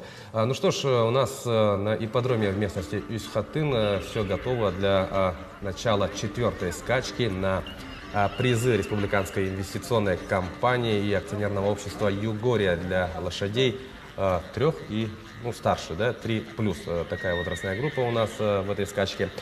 Призовой фонд этого старта составит 300 тысяч рублей. Ну что ж, а сейчас, я думаю, мы уже можем перейти к представлению, да, участников этой скачки. И только что на ваших телеэкранах был Элизиум, представляющий Нюрбинский улус. Грациозные участники, да, вот отправляются к старт-боксу. И в скором времени у нас данная скачка начнется. 2000 метров, и если мы говорили о том, что 800 тысяч метров это чистый спринт, то 2000 метров, как я понимаю, тут уже... да, дистанция уже другая. Уже включается тактика, да? Конечно, тактика. Ну, мы видели то, что, конечно, и на коротких дистанциях тактика тоже, конечно, присутствует. Например, вот играть вторым номером выступать, а потом вот... Ну, просто тут тактики больше, да, вот, я думаю, в этом плане есть разница. Но дистанции, конечно, существенно разнится, если говорим 1000, а тут уже 2000. Ну и видим, какая красота у нас на ипподроме Джайгай. И Элизиум готовится пройти к старт-боксу. Как мы говорили ранее, у нас участники располагаются в старт-боксе согласно жеребьевке. И тут, конечно, тоже воля случая играет, да, важную роль. И по одному, как я понимаю, сейчас у нас уже лошади выходят на трассу. Ну, у нас в этой скачке будет 5 лошадей. Это у нас мистер из Шангаласского улуса, Борисоглебск, представляющий горный улус, Элизиум, которого мы видели только что, представляет он Нюрбинский улус. Также к старт-боксу в скором времени пройдет и Бумеранг из Верхневилюйского улуса.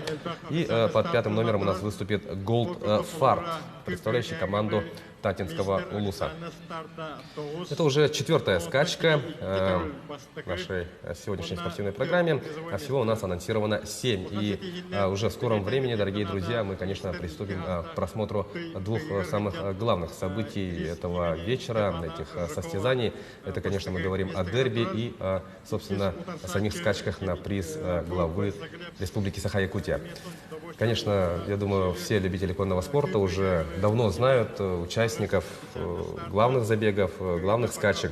И ведь у нас проводились и отборочные соревнования. Ну а пока мы предлагаем вашему вниманию вот инфографику, благодаря которой вы можете ознакомиться с составом, с участниками этого забега, этой скачки.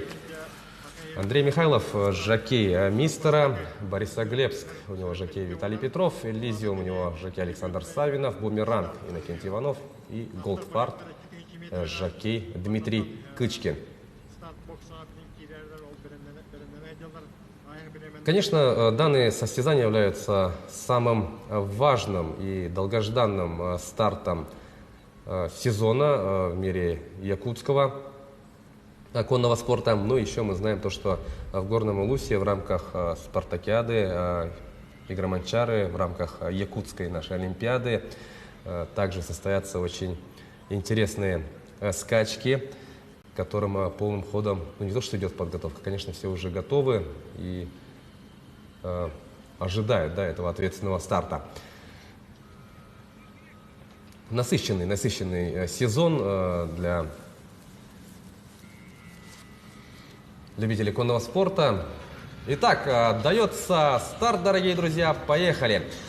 Скачка номер 4, под номером 4, дистанция 2000 метров. Группа лидеров, в ней успел заметить Борисоглебска. И кажется, мистера, ну вот видим, да, то, что 4 лошади у нас формируют группу лидеров.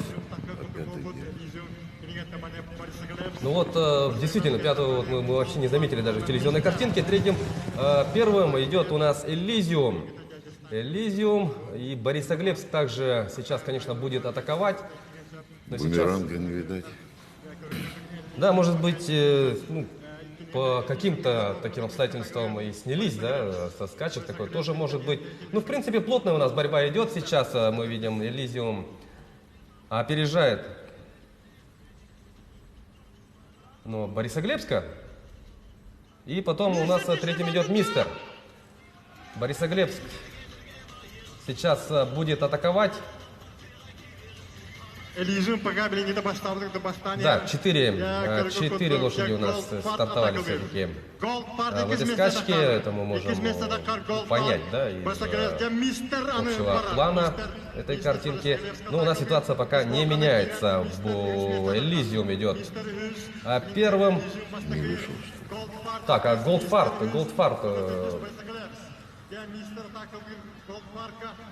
Голдфарт сейчас идет на 2-й позиции, ну а Борисоглебск замыкает. Сейчас возьмет его. Ну что, сейчас время для атаки? Нет, не дает. Элизиум вот как прибавил, да? Да. Но почувствовал приближение соперника, и вот сейчас, после поворота, конечно, многое будет решено, и Элизиум продолжает сохранять лидерство в этой скачке. Видим, как с хлыстом активно работают жокеи, выжимают из своих лошадей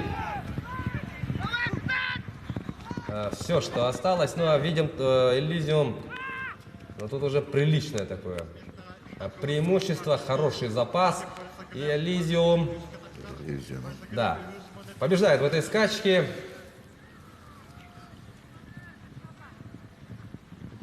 Так, ну Борисоглебск у нас 3-м стал.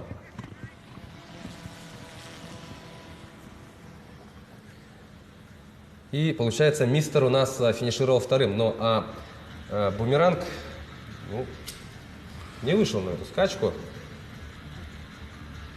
Пока у нас нет информации касательно Бумеранга, но надеемся, что речь не идет о какой-либо травме и так далее. Ну, а мы в любом случае поздравляем Элизиум и команду Нюрбинского улуса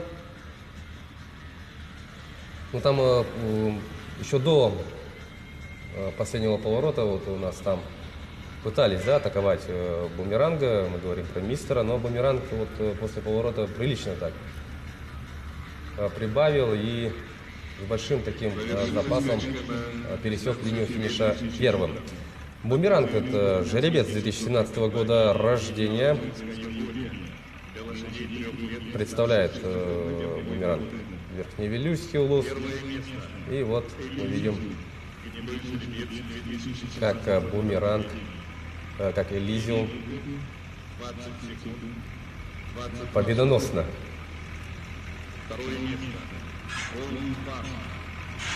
отправляется на взвешивание, на церемонию награждения. Ну и, конечно, приятно, да, то, что современные технологии позволяют нам любоваться скачками вот, и с высоты птичьего полета, да, действительно. Тем более, учитывая то, что соревнования у нас проходят в местности Юсхатын, и действительно тут картинка самая, что картинка впечатляющая. Ну что ж, Элизиум, победитель скачки в дистанции на 2000 метров.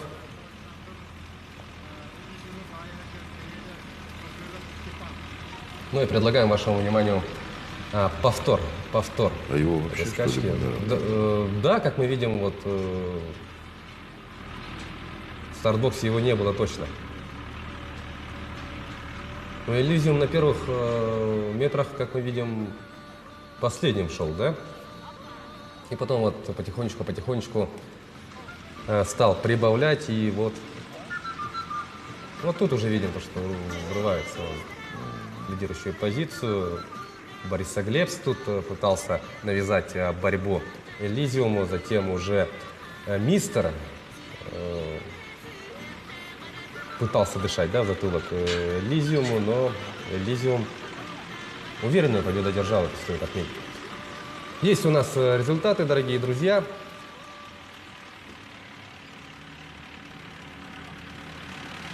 Итак, время Элизиума 2 минуты 20 секунд 22 сотых.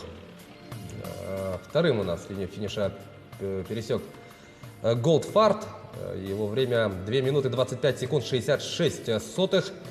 На третьей позиции Борисоглебск. Его время 2 минуты 26,72 секунды. И замкнул у нас эту скачку мистер. Его время 2 минуты 28,12 секунды. Не могу разобрать вот в протоколе, да, итоговом статус Бумеранга. Но мне кажется, что тут написано «ускакал со старта».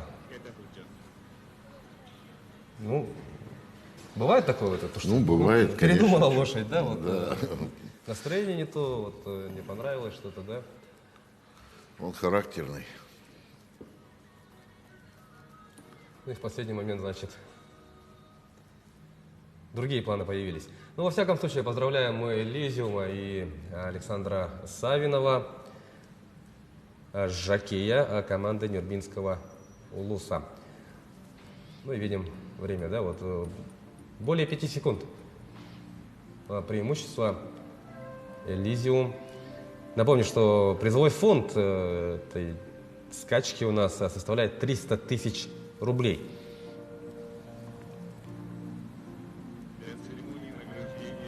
Победителей на дистанции 2000 метров на призы. Ну и Александр Савинов компании, на ваших телеэкранах, конечно, в хорошем настроении. Достойно выступил Нюрнбергский улус.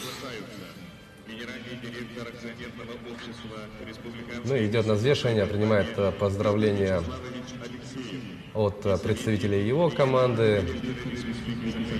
Страховой компании «Югория» Анатолий Иванович Амосов. Ну вот мы говорим, да, о том, что в этой скачке у нас хорошо выступил Нюрбинский улус, да, представители Нюрбинского улуса. А вообще, вот если брать в целом нашу республику, то какие улусы, какие районы, муниципальные образования мы могли бы отметить как лидеров конного спорта? Ну, это Мигел Колголаский, Намский, Ангинский, Улус. Ну, в основном вот центральные, да, Улусы, Ну, конечно. Заречье, ближайшее Доречье.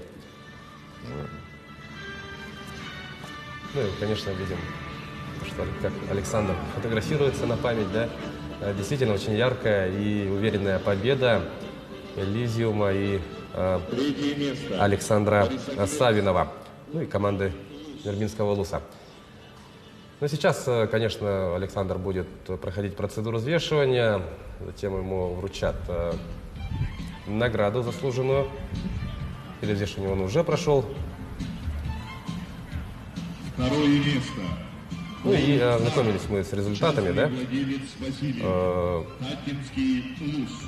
данной скачки. Вот, что касается времени, вот, Сергей Николаевич. Ну, время-то неплохое, дорожка, значит, неплохая дорожка. Тут действительно у нас есть же разница, да, если, например, лошадь тренировалась вот у нас в Якутске на ипподроме бывшего ЕГСХ, а потом вот может же быть такое-то, что на Джигагею там совсем другая почва. Конечно, большое значение имеет. Тренируется на одной дорожке, а скачет на другой. Ну, если вот говорим о том, что у нас все-таки результаты неплохие, хорошие, да, значит, все в порядке там с дорожкой, да? Конечно. Ну и уровень подготовки, конечно, тоже находится на хорошем уровне. На хорошем уровне.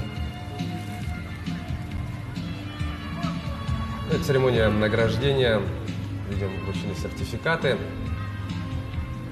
победителю Александру Савинову и призерам. Призером в лице Голдфарта, который у нас финишировал вторым, и Бориса Глебска, который вот замкнул тройку лидеров в этой скачке. Ну, сертификат видим, кубок, медаль, значок, ну, вся наградная атрибутика, да?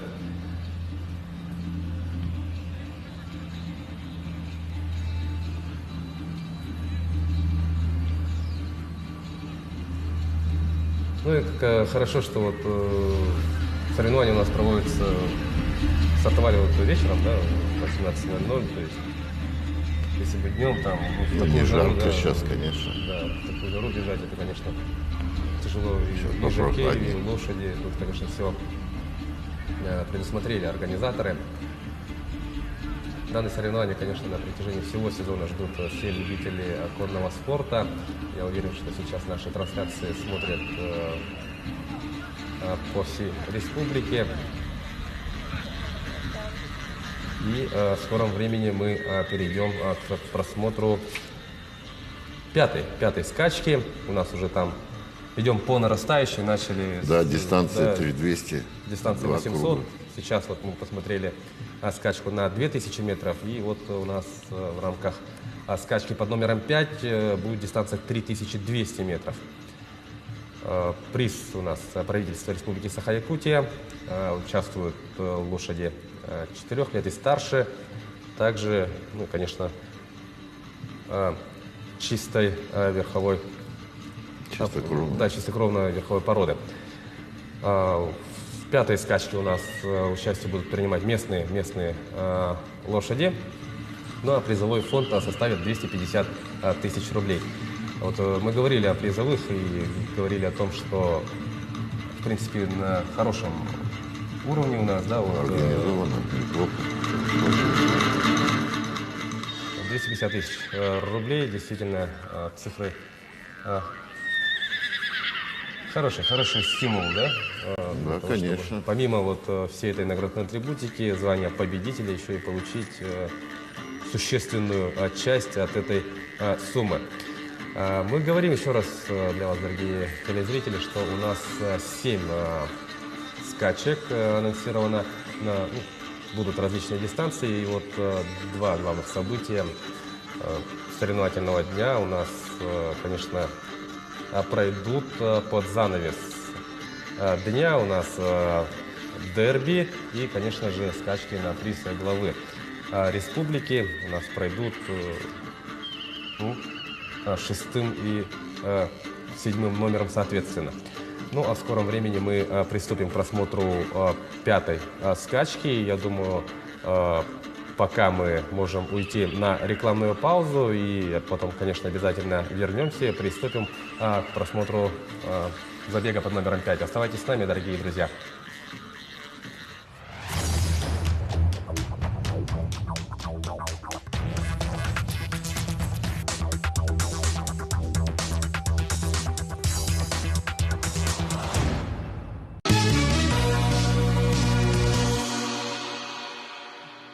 Как не стать жертвой мошенников? Вам позвонили, прислали СМС с неизвестного номера с просьбой о помощи близкому человеку. Не впадайте в панику, не торопитесь предпринимать действий по инструкциям неизвестных людей. В разговоре задавайте вопросы личного характера, помогающие обличить мошенника. Под любым предлогом постарайтесь прервать контакт с собеседником, перезвоните родным и узнайте, все ли у них в порядке. Если в отношении вас или ваших близких совершено преступление, незамедлительно обратитесь в полицию.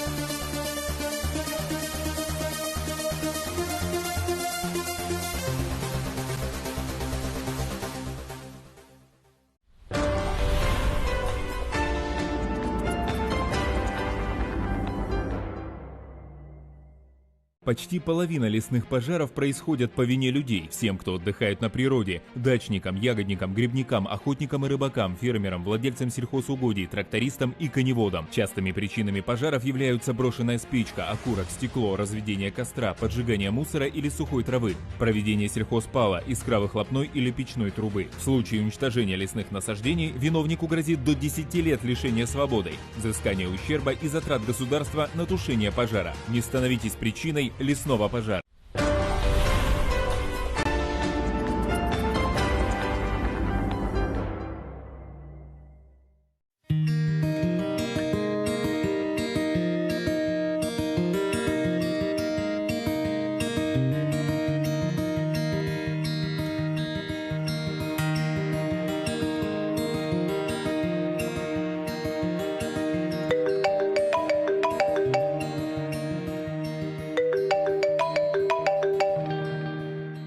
Здравствуйте, Ирина Николаевна, отдел финансовой безопасности банка. Подскажите, пожалуйста, за последние 15 минут вы совершали операцию перевода денег? Зафиксирован вход в ваш личный кабинет с постороннего IP-адреса. Была попытка перевода денег на другую банковскую карту.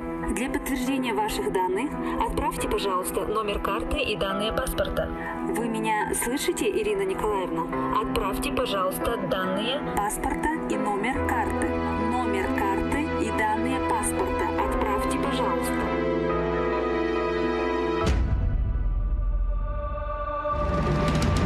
Чтобы не стать жертвой мошенников, необходимо быть внимательным при осуществлении электронных переводов денежных средств и приобретении товаров в интернет-магазинах, в том числе при оформлении бесконтактной доставки. Не сообщайте свои персональные данные и информацию по банковским картам посторонним лицам, которые представляются сотрудниками банка по телефону. При осуществлении онлайн-покупок на незнакомых сайтах не переходите по подозрительным интернет-ссылкам, которые помогут мошенникам получить доступ к банковской карте. При утрате банковской карты или мобильного телефона, с помощью которого можно получить доступ к вашим картам, незамедлительно обратитесь в свой банк для блокировки банковских карт. Если вы стали жертвой мошенников, незамедлительно обращайтесь в полицию. С вашего счета списаны денежные средства в 150 тысяч.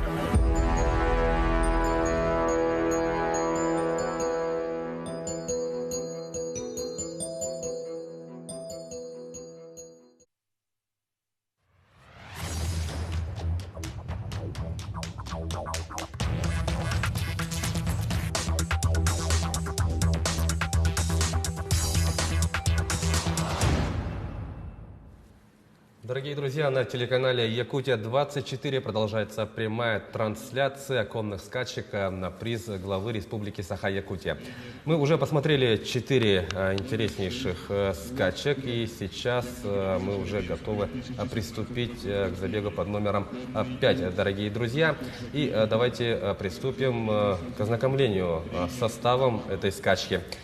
За приз правительства Республики Саха-Якутия будут бороться Арылхан, представляющий Черепчинский улус, Стартрек из команды Вилюйского улуса, Атланта, защищающая цвета Мегино-Кангаласского улуса, Марокко из Нюрбинского улуса, Голден Ас, представляющий Верхневилюйский улус, и Блэк Грек, представляющий Горный улус.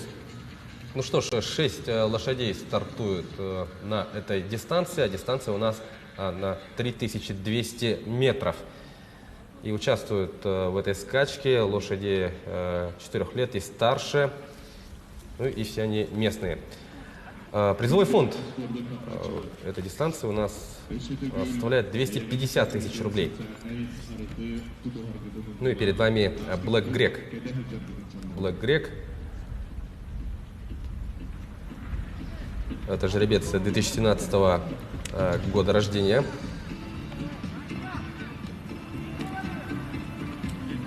И Виталий Петров, жокей Блэк Грека, дорогие друзья. Ну и под 5-м номером у нас выходит Golden Ass. Жеребец 2017 также года рождения, который представляет у нас Верхневилюйский улус.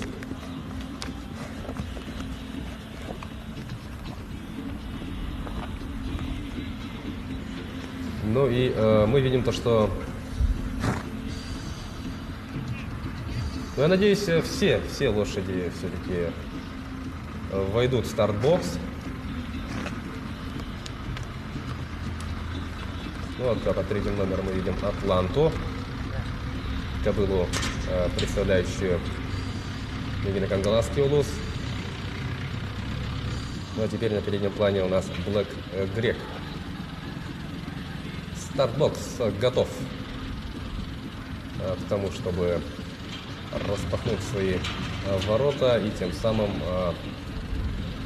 отдать начало скачки, 5-й скачки наших соревнований. Ну вот видим, да, закат, как все красиво в местности Исхатын на ипподроме Джегегей. Джегегей, кстати, вот ипподром, да, носит имя Иннокентия Савича Свинобоева, человека, который внес неоценимый вклад в развитие конного спорта у нас в республике. Как я знаю, он является первым заслуженным тренером. Да, конечно. Это первым человеком, 60-х годов. Да, стал первым заслуженным тренером Якутской ССР, как я понимаю, да, и действительно внес очень такой, ну, неоценимый вклад в развитие данного вида спорта у нас в регионе. И вот данный ипподром Джегегей носит его имя. Ну что ж, все лошади, как я понимаю, уже в старт-боксе. Последнее приготовление. И сейчас будет дан старт, дорогие друзья.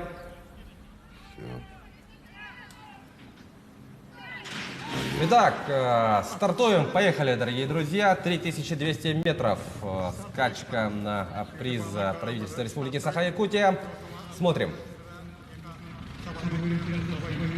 И тут уже совсем другая дистанция, 3200, это 2 круга, 2 полных круга по ипподрому. Тут уже, конечно, важную роль будет играть тактика, кто как распределит энергию. Ну и видим, формируется у нас группа лидеров.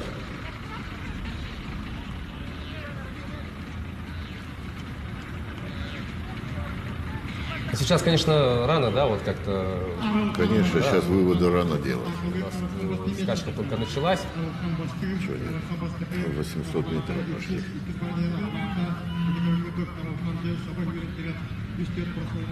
Так, видим то, что идет борьба за лидерство в этой скачке. Ну и вот получается два лидера. И неподалеку у нас будет разворачиваться борьба за третье место. Атланта у нас идет третий. Ну и все пока относительно спокойно начинается, да, с листом не работают такие пока, да. Листы у нас дают дело позже.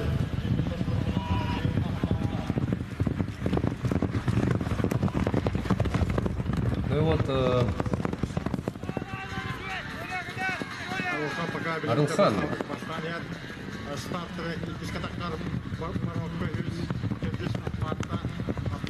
Это самое, да, Атланта, вот третий, кажется, идет. У нас же это самая длинная дистанция, как я понимаю, 3200. Да. Марафон, так сказать, да, потому что марафон самая длинная дистанция на наших соревнованиях.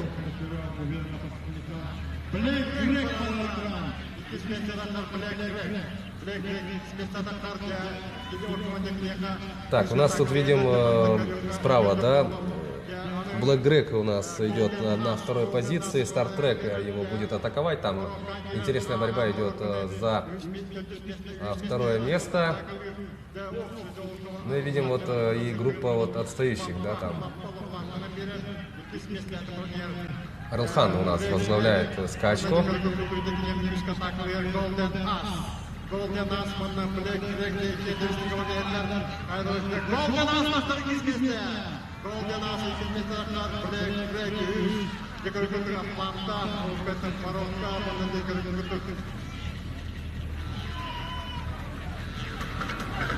Стартрек.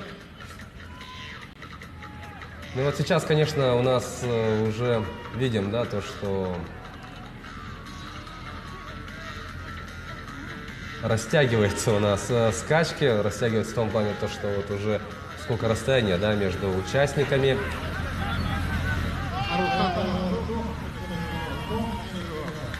Напоминаю, что 3200 метров это два полных круга на ипподроме. Ну вот и видим то, что включается у нас работа с листом. И Арылхан первым пересекает линию финиша, Golden Ass второй. И Black Greg у нас финиширует третьим. Если там, конечно, вот за эти секунды не произошли какие-то вот такие сюрпризы, но, во всяком случае, Black Greg шел третьим, дорогие друзья. Поздравляем мы Арылхана и, конечно же, команду Чурапчинского улуса.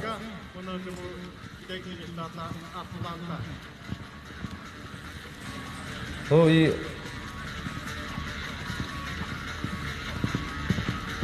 Арылхан первый, Golden Ass второй и Black Greg третий.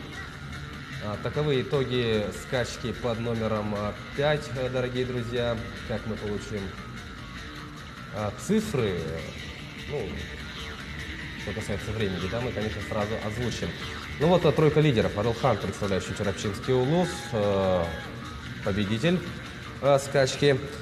Второе место Golden Ass из Верхневилюйского улуса. И тройку лидеров у нас замкнул Black Greg из Горного улуса.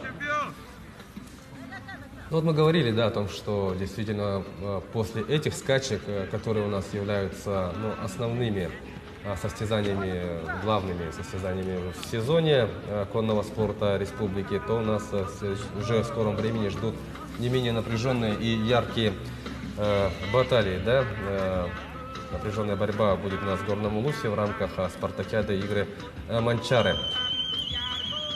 Ну и перед вами Арылхан.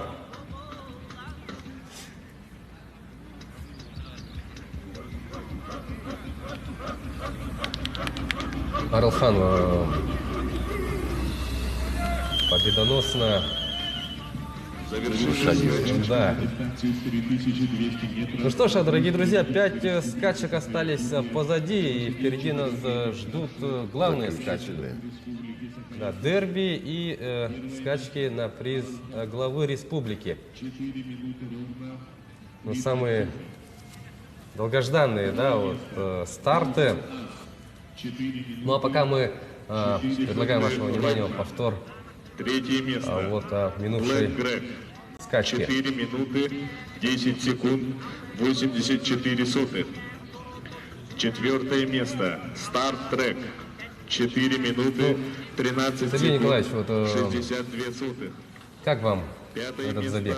Марокко. Ну, в принципе, это предполагаемый. 24 секунды 42 сотых. То есть лидер в лице вот, Орлхана оправдал свой статус, да? 32 секунды. Ну вот как-то, не знаю, лично я сам какой-то такой большой борьбы не увидел, но кажется, там за второе место. Ну, за второе, да, Да, конечно, там борьба была. Атаковали друг друга там. Ну, в принципе, предполагаемая. Ну, Орлхан, конечно, одержал красивую победу.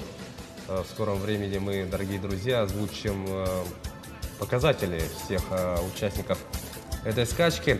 Ну, а что касается победителя вот, данного старта, Орлхан, это жеребец 2017 года рождения.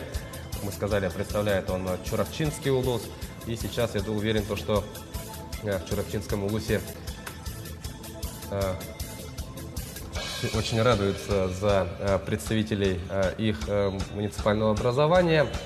Я уверен, что они болели на протяжении всех вот этих вот, ну, порядка 5 минут, да, пока шла борьба за звание победителя. Ну что ж, дорогие друзья, у нас есть показатели, есть время участников. Итак, Орлхан стал победителем этой скачки со временем 4 минуты ровно и 30 сотых секунд.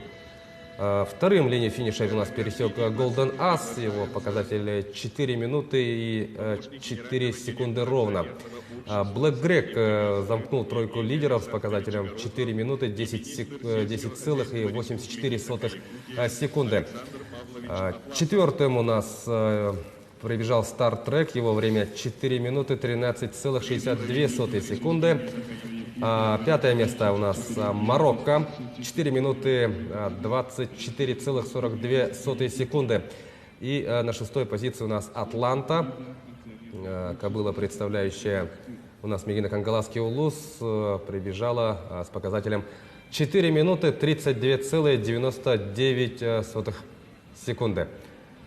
Ну что ж, таковы результаты у нас скачки под номером 5. Самая длинная дистанция у нас была 3200 метров. И сейчас, я думаю, дорогие друзья, мы прервемся на короткую рекламную паузу, после которой, как мы уже говорили ранее, мы приступим к просмотру двух главных скачек нашего соревновательного дня. Это, конечно, дерби и скачки на приз главы Республики Саха-Якутия. Так что у нас напоследок осталось самое интересное. Дорогие друзья, оставайтесь с нами.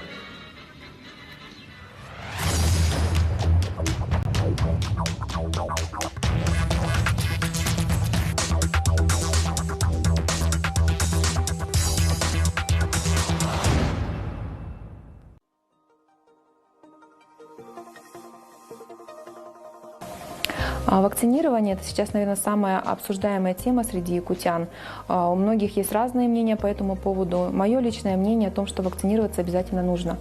Нужно это в первую очередь не для того, чтобы обезопасить самого себя, а обезопасить окружающих людей, тех, кто вам дорог. Не надо, думаю, никому доказывать сейчас, да, то есть время уже показало о том, что ковид – это смертельно опасное заболевание для людей, у которых ослабленный иммунитет. И даже если вы уверены в том, что вы спокойно перенесете эту прививку, нет гарантии, что человек, который вам дорог, также легко может на ногах, да, перенести это заболевание. Поэтому мы с раннего детства привыкли к таким прививкам, как прививка от столбняка, от краснухи, и нет ничего такого в том, чтобы поставить прививку от ковида. Я считаю, что это гражданский долг каждого гражданина, и вакцинироваться обязательно нужно.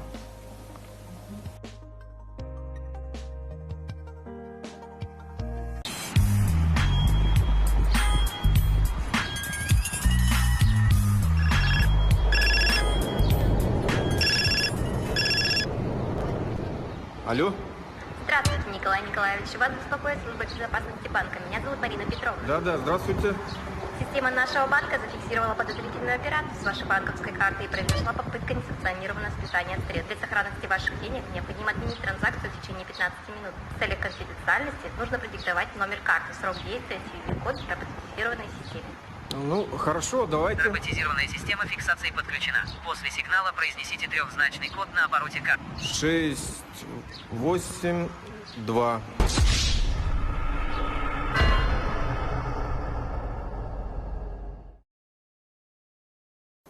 Местами в Якутии установилась жаркая погода. Высокая температура приводит к ухудшению условий труда у тех, кто работает на открытой местности, в производственных и общественных помещениях без кондиционирования. Роспотребнадзор дал рекомендации для работающих в условиях повышенных температур воздуха. Расскажем подробно о профилактике перегревания и рекомендациях относительно режима работ.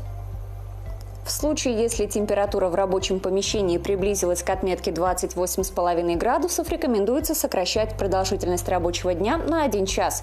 При повышении температуры до 29 градусов на 2 часа. При температуре 30,5 градусов на 4 часа. Для профилактики перегревания организма необходимо организовать рациональный режим работы.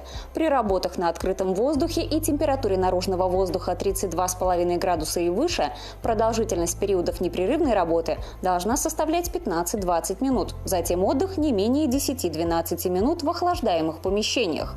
Работа в таких условиях за смену не должна превышать 4-5 часов для тех, кто трудится в спецодежде для защиты от теплового излучения, и 1,5-2 часов для лиц без специальной одежды. В помещении с кондиционером температуру воздуха во избежание охлаждения организма следует поддерживать на уровне 24-25 градусов. Работа при температуре наружного воздуха более 32,5 градусов считается опасной или экстремальной. Трудиться на открытом воздухе не рекомендуется. Такие работы следует перенести на утреннее или вечернее время. Для защиты от чрезмерного теплового излучения необходимо использовать специальную одежду или одежду из плотных сортов ткани. Допускают к такой работе лиц не моложе 25 и не старше 40 лет. Необходимо правильно организовать и соблюдать питьевой режим. Питьевая вода должна быть в достаточном количестве и в доступной близости. Рекомендуемая температура питьевой воды, напитков и чая 10-15 градусов.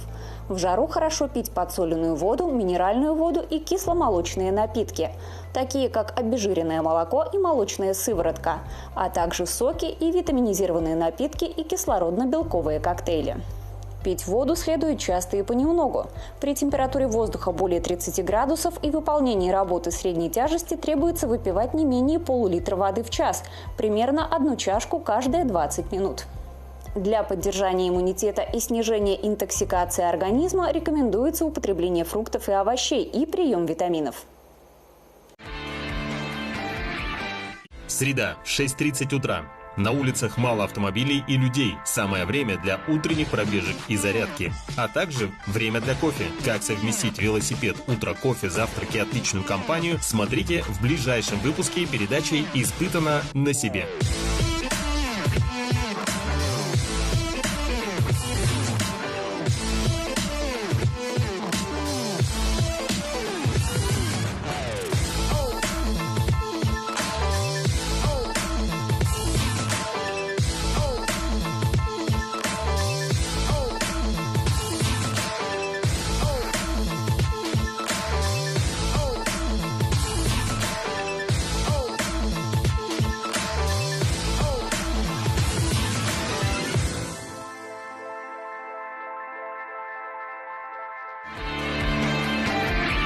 Испытано на себе.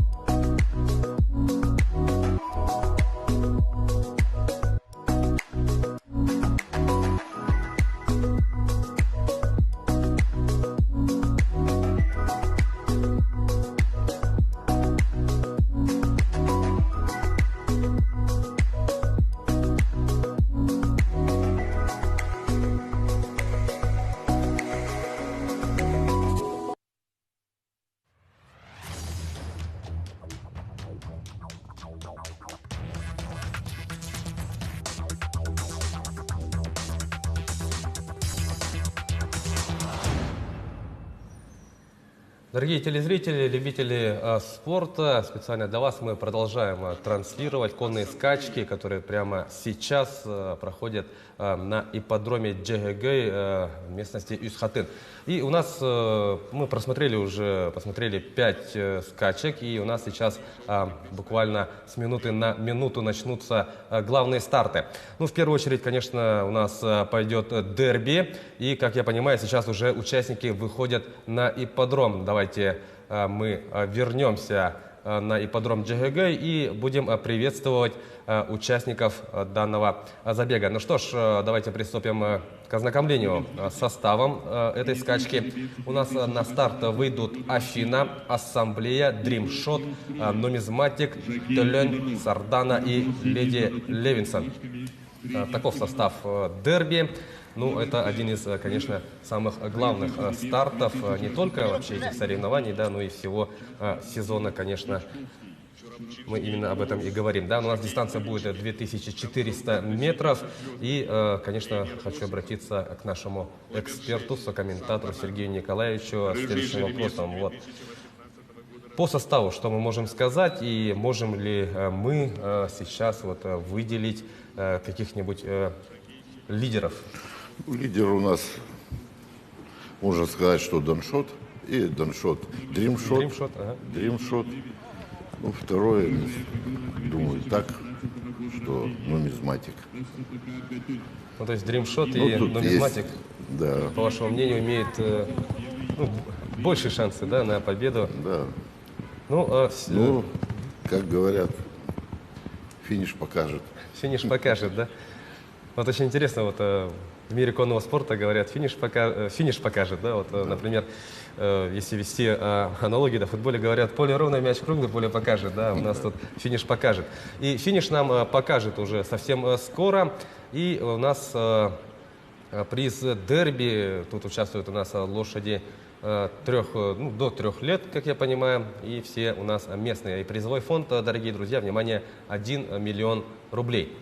Впечатляющие цифры, и, конечно, борьба тоже будет на самом высоком уровне. Это мы можем говорить с уверенностью. И представляют нам участников дерби Ассамблея, жокей Константин Иванов, Дримшот, жокей Семен Гаврилев, нумизматик жокей Иннокентий Иванов, Төлен, жокей Анатолий Куличкин, Сардана у нас Юрий Семенов, Леди Левинсон у нас Гурьев Иннокентий. По-моему, Иннокентий. Ну, уточним эту информацию. Ну, а сейчас, конечно, у нас дерби перед стартом. Что касается, дорогие друзья, предыдущих, да, вот, розыгрышей приза дерби, то в прошлом году у нас победу праздновал Тюмень, представляющий хангаласский улус. Тогда вот жокей у нас Дмитрий Кычкин был у Тюмена. Вторым линию финиша пересекла Николь из Мегина Кангаласского улуса. Ну а тройку лидеров замкнул губернатор из Чурапчинского улуса. Каков будет расклад в этом году, мы узнаем уже вот в ближайшее время. Ну а на ваших телеэкранах сейчас, дорогие друзья, Афина. Кобыла 2018 года рождения, которая вот представляет Гату арктический.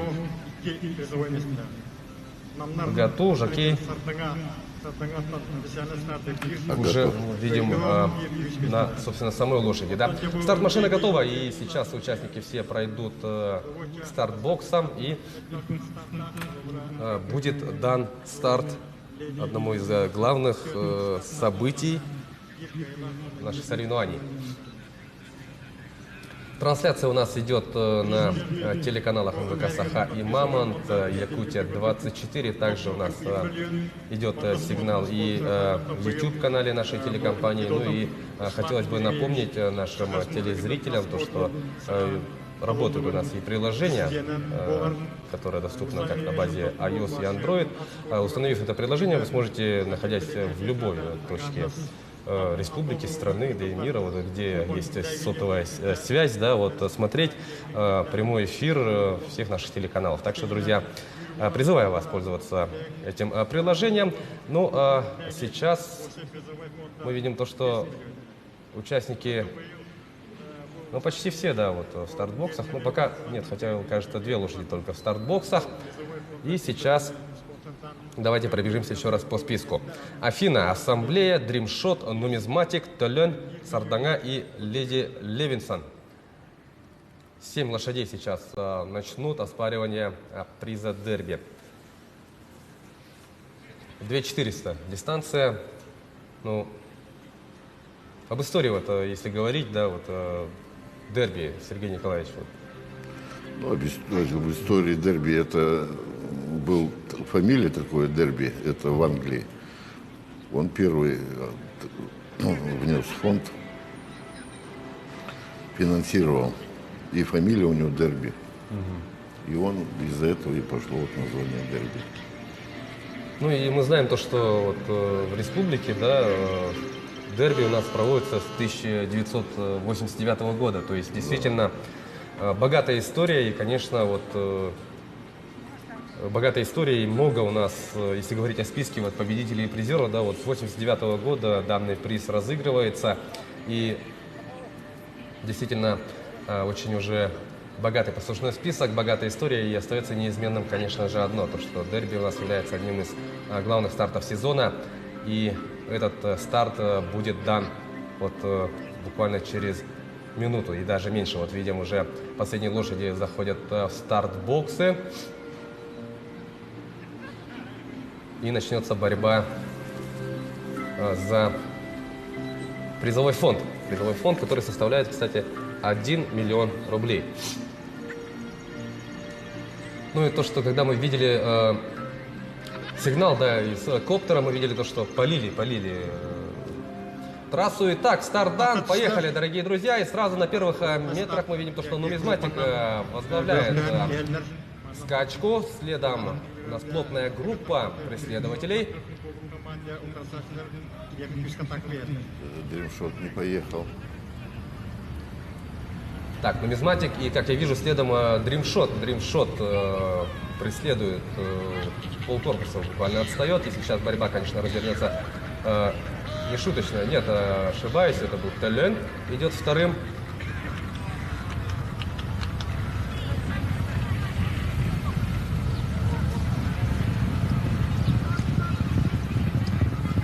Ну и смотрим, дистанция 2400, напомню.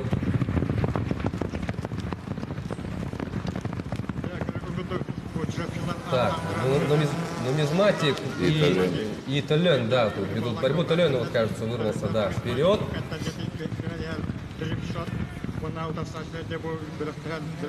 Ну, вот борьба за первое место. Нумизматик третий.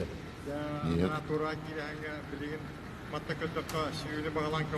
Нумизматик первый. Нумизматик так вот, нумизматик, я около нумизматика, Дримшот третьим идет. Да, Дримшот, как мы видим, он не сильно, да, отстает от лидирующих лошадей. И, конечно, он сейчас будет пытаться навязывать борьбу. Ну вот за первое смотрим, как у нас, да, ведется борьба. Вровень идут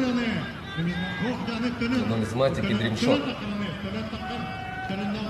Так, Толен вырвался вперед, но вот сейчас меняется у нас лидер, но вот видим, Толен начинает, да, потихонечку прибавлять. Нумизматик не отпускает далеко своего соперника. Ну, нешуточно у нас борьба ведется за лидерство в этой скачке, дорогие друзья.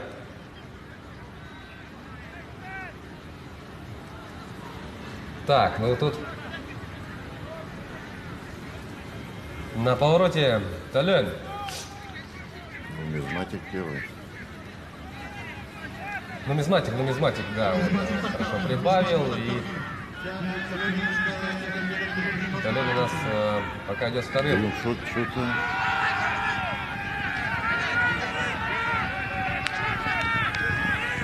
Ну и пошла работа хлыстами.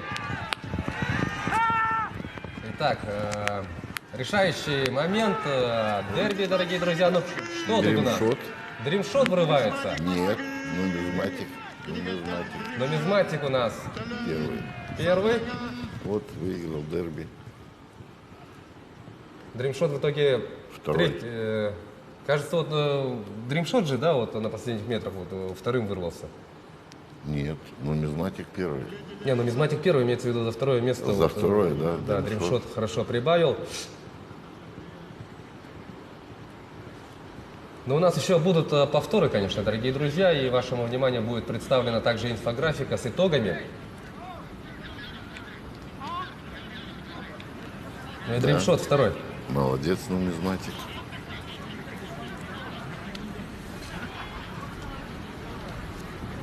Ну и у нас предварительные результаты есть. У нас нумизматик у нас празднует победу. Вторым линию финиша пересек у нас Дримшот, третий Толен, четвертое место Сардана и шестое место Леди Левинсон.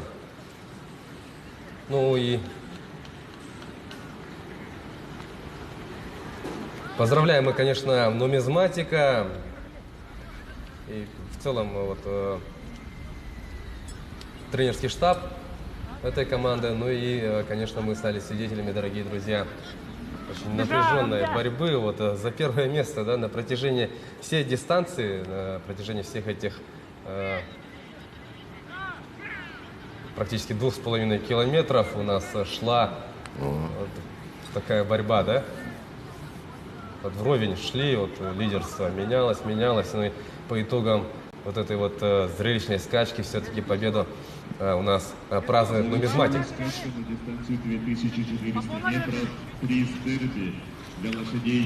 Ну, действительно, тут было трудно, да, вообще угадать, кто же в итоге окажется победителем. Ну и режиссер нашей телетрансляции предлагает вашему вниманию повтор минувшего забега, минувшей скачки. Ну, нумизматик в дебюте, да, вот, дерби сразу вышел вперед. Да, выдержал такую дистанцию. Хороший темп продемонстрировал нумизматик. Ну и потом вот, Толен вот, навязывал борьбу нумизматику. Ну и затем Дримшот как включился. Да. Ну вот видим, после первого поворота, да, тут идет у нас борьба нумизматика и Толена за лидерство. Ну и стоит отметить, конечно, как же здорово активизировался Дримшот и вот под самый занавес скачки буквально ворвался на вторую позицию и занял второе место. Ну что ж, мы знаем, да, вот имя победителя и призеров очередных скачек на приз дерби. Награждение должно быть. Да, я думаю, тут церемония награждения будет несколько отличаться, да, будет больше помпезности. И, конечно, мы с большим удовольствием будем чествовать победителя.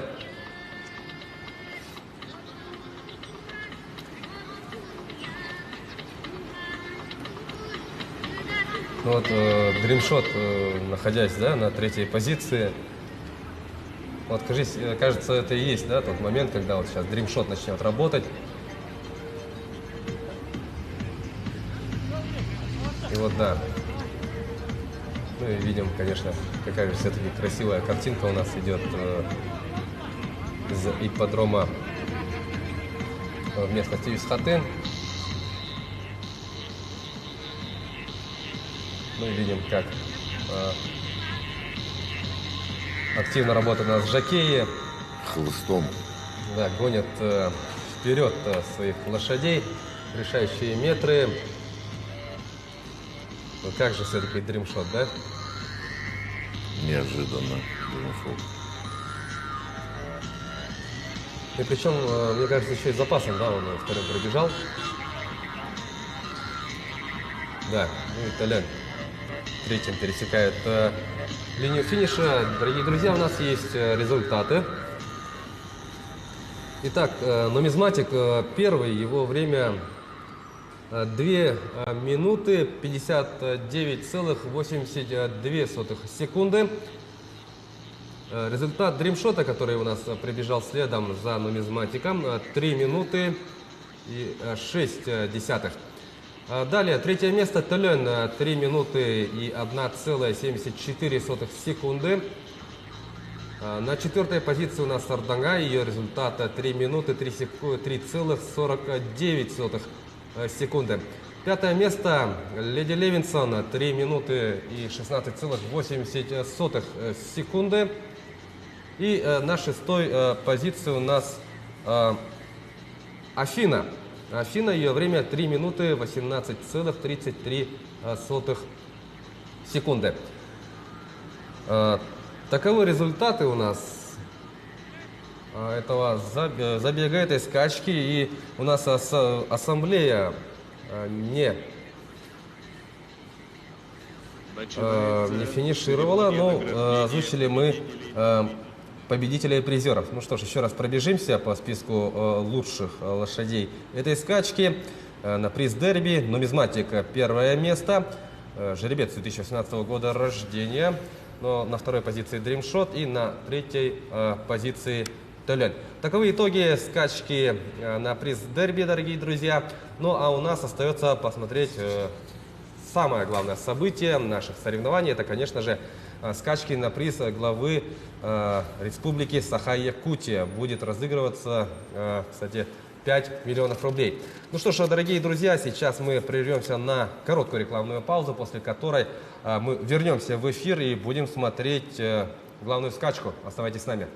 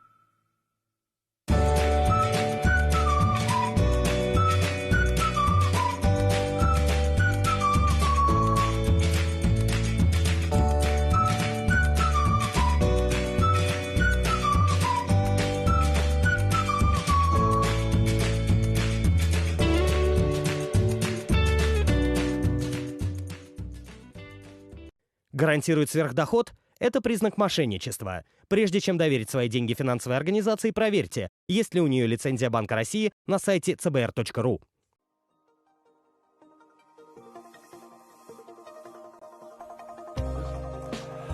Год назад я перенес эту страшную болезнь, и я до сих пор помню те ощущения, те чувства, которые меня одолевали все мое тело, вообще все эти ощущения до сих пор меня преследуют.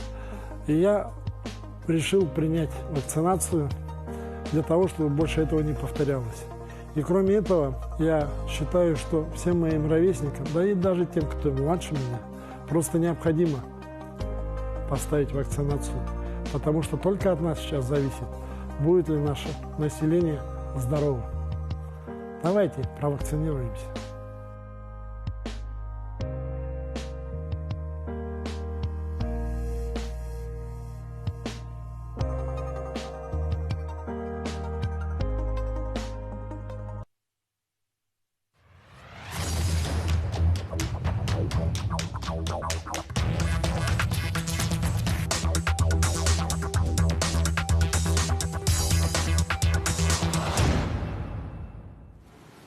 Дорогие друзья, мы продолжаем просмотр республиканских конных скачек на приз главы Республики Саха-Якутия. Мы работаем в прямом эфире. Ну что ж, и сейчас у нас на ипподроме идет церемония награждения победителя и призеров скачек на приз дерби. Напомним, что у нас победу одержал нумизматик. Вторым у нас линию финиша пересек Дримшот, который отлично поработал на последних десятках метров. И третьим у нас стал Телет. На ваших телеэкранах прямо сейчас победители и призеры дерби, долгожданного события сезона конного спорта в республике. Ну а призовой фонд у нас составлял 1 миллион рублей. Ну и, конечно, будут они распределены среди, собственно, чемпиона и призеров. Согласитесь, впечатляющая сумма, но у нас более впечатляющие цифры будут на последних скачках. У нас сейчас осталась одна скачка. Самое главное событие этих соревнований, да и в целом сезона конного спорта в республике. У нас скоро с минуты на минуту состоится скачка на приз главы Республики Саха-Якутия, и призовой фонд тут у нас будет равняться 5 миллионам рублей, дорогие друзья. Ну и можем сейчас мы уйти на короткую рекламную паузу. Отмечаю, что короткую, пока организаторы подготовят трассу для главных скачек. Итак, друзья, оставайтесь с нами.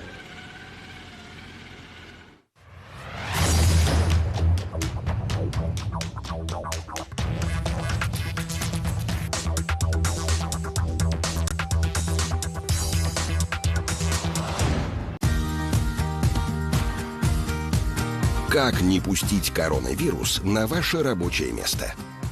Не касайтесь руками дверных ручек, перил и кнопок в лифте. Старайтесь не ездить в полном лифте. Помойте руки сразу, как пришли на работу. И делайте это как можно чаще в течение дня. Откажитесь от рукопожатий, хотя бы на время. Соблюдайте дистанцию. Держите рабочее место в чистоте. Дезинфицируйте предметы, к которым прикасаетесь. Проветривайте помещение. Не ходите обедать группой. Надевайте маску каждый раз, когда покидаете рабочее место во время перерыва. Проводите рабочие совещания удаленно. Договоритесь с коллегами работать в разные смены. Работайте удаленно, если есть возможность.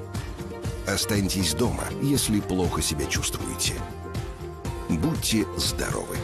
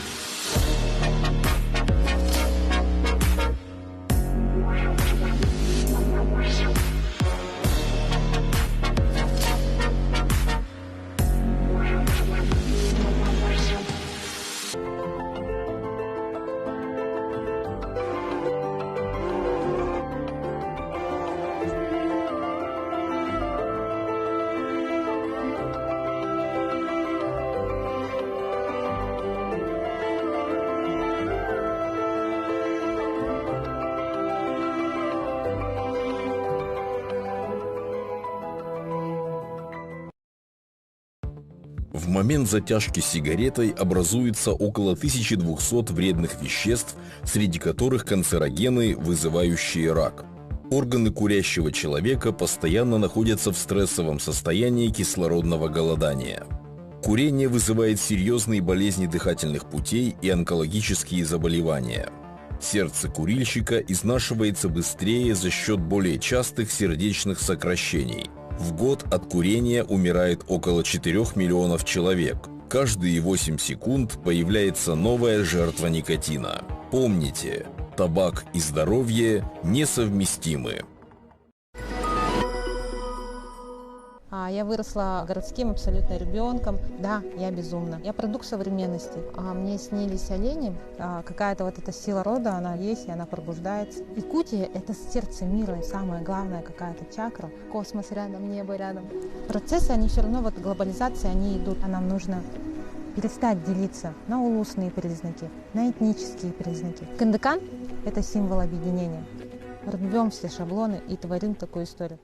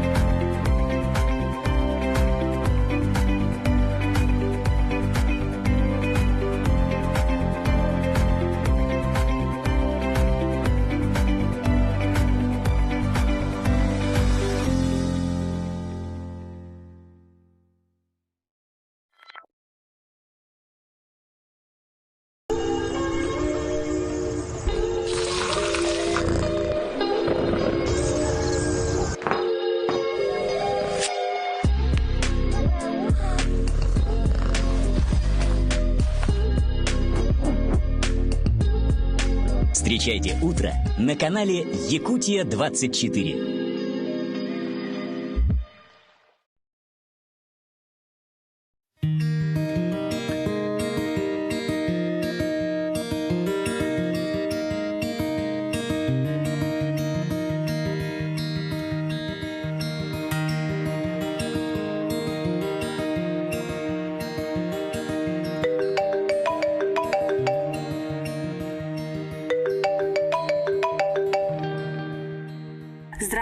Ирина Николаевна, отдел финансовой безопасности банка. Подскажите, пожалуйста, за последние 15 минут вы совершали операцию перевода денег? Зафиксирован вход в ваш личный кабинет с постороннего IP-адреса. Была попытка перевода денег на другую банковскую карту. Для подтверждения ваших данных отправьте, пожалуйста, номер карты и данные паспорта. Вы меня слышите, Ирина Николаевна? Отправьте, пожалуйста, данные паспорта и номер карты. Номер карты и данные паспорта. Отправьте, пожалуйста.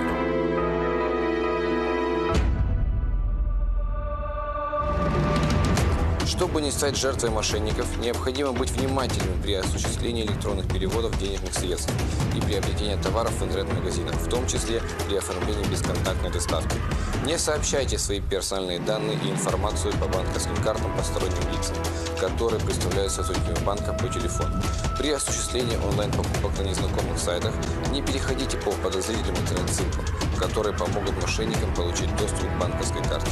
При утрате банковской карты или мобильного телефона, с помощью которого можно получить доступ к вашим картам, незамедлительно обратитесь в свой банк для блокировки банковских карт.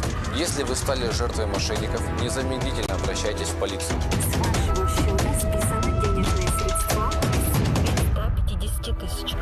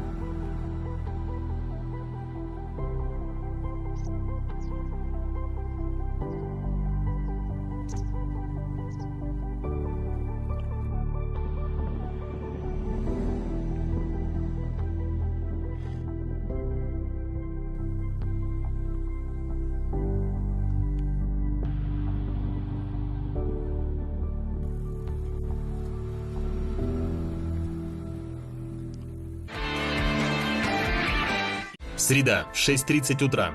На улицах мало автомобилей и людей. Самое время для утренних пробежек и зарядки. А также время для кофе. Как совместить велосипед, утро, кофе, завтрак и отличную компанию, смотрите в ближайшем выпуске передачи «Испытано на себе».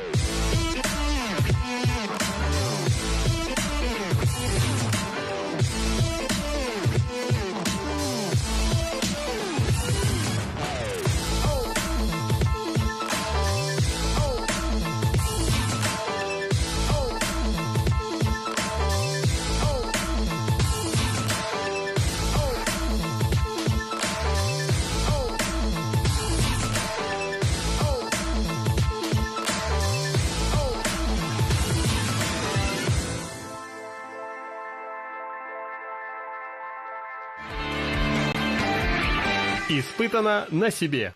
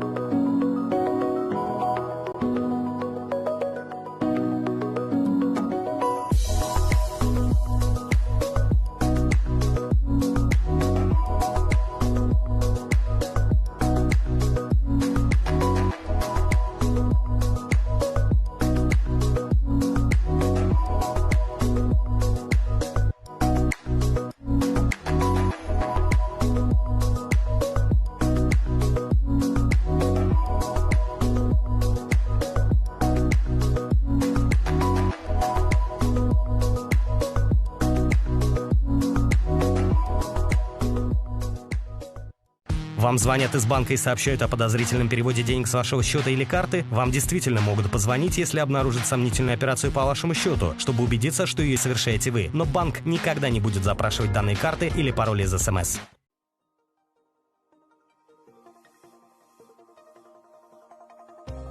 Я работаю с детьми, с большим хоровым коллективом. Веду активный образ жизни, у меня много друзей и знакомых. В период ограничительных мер и дистанционного обучения мы не смогли работать полноценно. Нам не хватало выступлений, концертов. Очень хочется жить полной жизнью. Выезжать с детьми на конкурсы, фестивали, давать концерты, путешествовать. Я привилась. Давайте будем беречь себя и своих близких.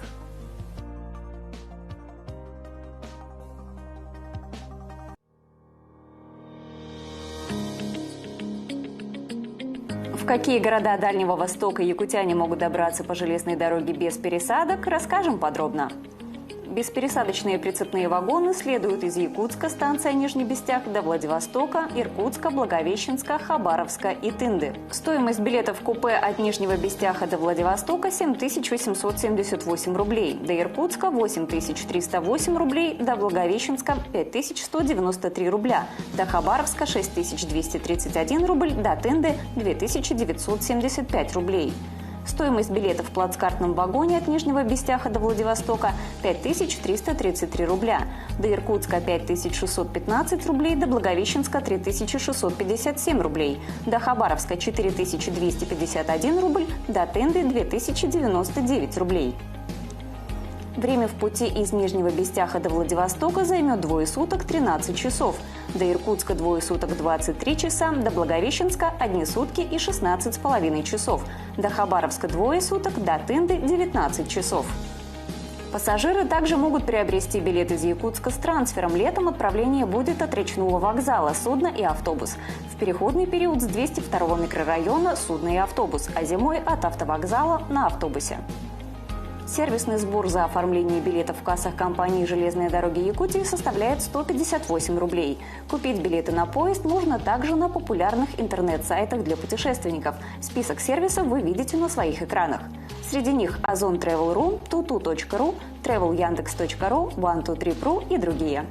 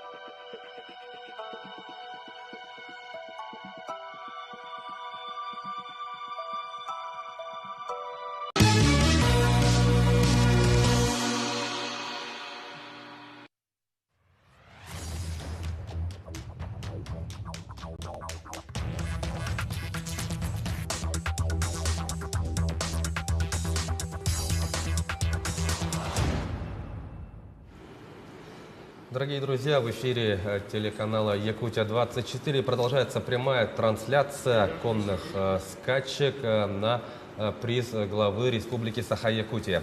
Мы посмотрели все анонсированные скачки, и осталось разобраться с именем победителя и призеров самого главного старта соревнований. И, конечно же, мы говорим о скачках на приз главы Республики Саха-Якутия. Призовой фонд у нас составляет 5 миллионов рублей. За звание победителя этих скачек будут бороться 10 лучших лошадей нашей республики. И давайте мы приступим к ознакомлению с участниками этих скачек. Ну что ж, под первым номером у нас выйдет Шторм Барс. Это жеребец 2016 года рождения, который представляет Намский улус, и жокей у нас Александр Лиханов. Если я не ошибаюсь, он первым из якутян же выполнил норматив мастера спорта России. Шторм Барс, и под вторым номером у нас побежит Ютон Барс, представляющий Черепчинский улус. Тут они, как я понимаю, были куплены в одном крестьянском хозяйстве, и поэтому... Крестьянское хозяйство Барсук. Да, и Шторм Барс, Ютон Барс, у нас еще другие барсы, но до них мы еще дойдем. По третьим номерам у нас на старт выйдет Мэйзи Кинг, жеребец 2015 года, представляющий с ХПК Строт Амгинского улуса. Жокеем Мэйзи Кинга является Спиридон Тимофеев. Под четвертым номером у нас побежит Макгрип. Это жеребец 2016 года рождения, представляющий команду Мегина Кангаласского улуса. Под пятым номером выйдет у нас Конкистадор, жеребец 2013 года рождения. Он представляет Сунтарский улус. Идем далее. Под шестым номером у нас выйдет Майн Кёник, дорогие друзья. Жеребец 2013 года рождения, представляющий с ХПК Чурапчинского улуса.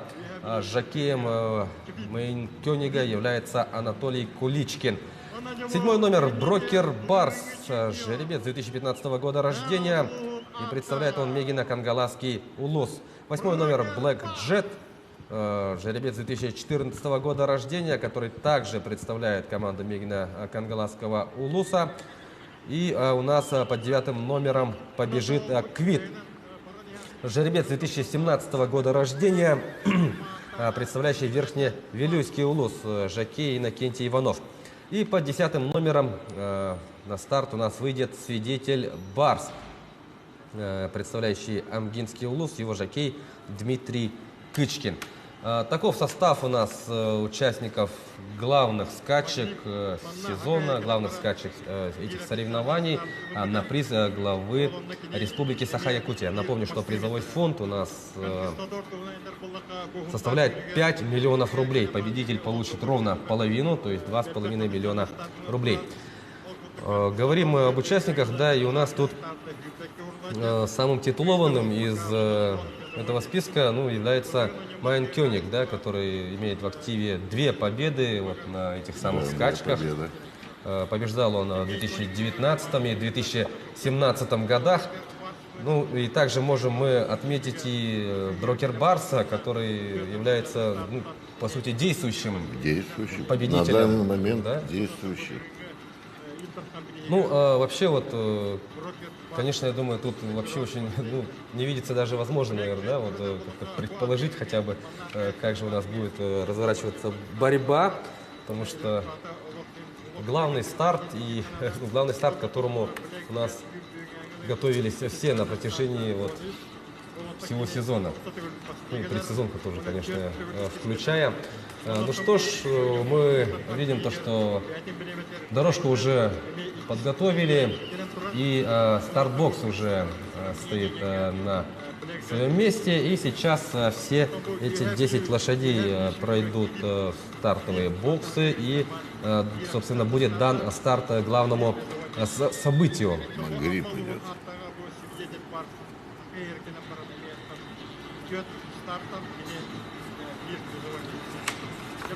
Да, Магриб на ваших телеэкранах, дорогие друзья. И Шторм Барс. Магриб у нас до 2021 года скакал в Павловске, в Ростове, Краснодаре, Москве.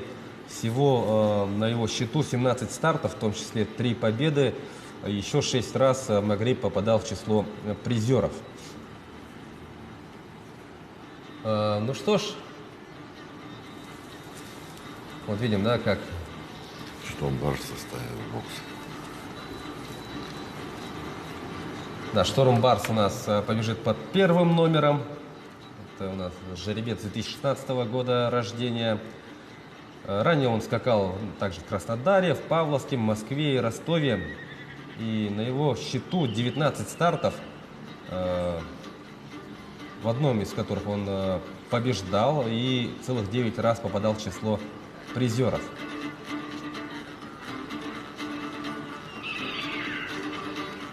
Ну вот, одна его победа, победа Шторм Барса, она была знаменована на скачках на приз атамана Платова в Ростове. Ну и у нас соревнования, напомню, проходят на ипподроме Джемегей в местности Исхатын. И да, к сожалению, это уже вторые по счету такие крупные соревнования, которые проходят при пустых трибунах. В прошлом году, когда пандемия только начиналась, скачки, посвященные 9 мая, победе в Великой Отечественной войне, прошли вот при пустых трибунах, да. И вот, ну, к сожалению, реалии, да, современные они таковы. И, конечно, все любители спорта, мы, конечно, надеемся, что ситуация с пандемией разрешится как можно скорее, и мы уже будем вживую, да, наслаждаться любимыми видами спорта, поддерживать, болеть за свои команды, за своих спортсменов. Ну и мы знаем то, что Джегегей, он официально, согласно официальной информации, 10 тысяч мест. Я уверен, что если бы наши традиционные соревнования все-таки прошли, как и полагается, да, в непразднованный цех, то уверен, да. Итак, старт дан, дорогие друзья. Поехали, смотрим. И у нас группа лидеров сейчас будет формироваться. И как я вижу, Black Jet в числе лидеров. Нет, сейчас вперед вырывается Ютон Барс. Следом, как я понимаю, идет Black Jet. Ютон Барс возглавляет гонку скачки на первых десятках метров. Итак,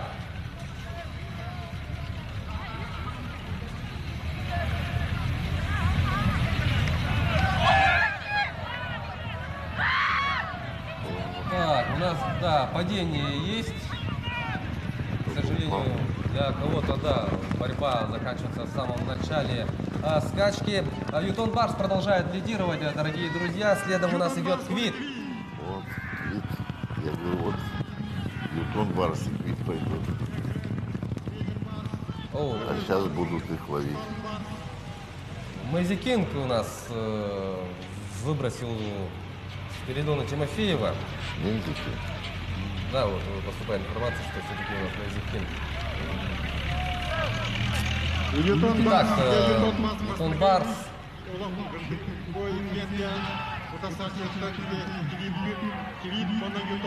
Барс у нас продолжает лидировать. Квит у нас, конечно, будет сейчас предпринимать попытки атаковать.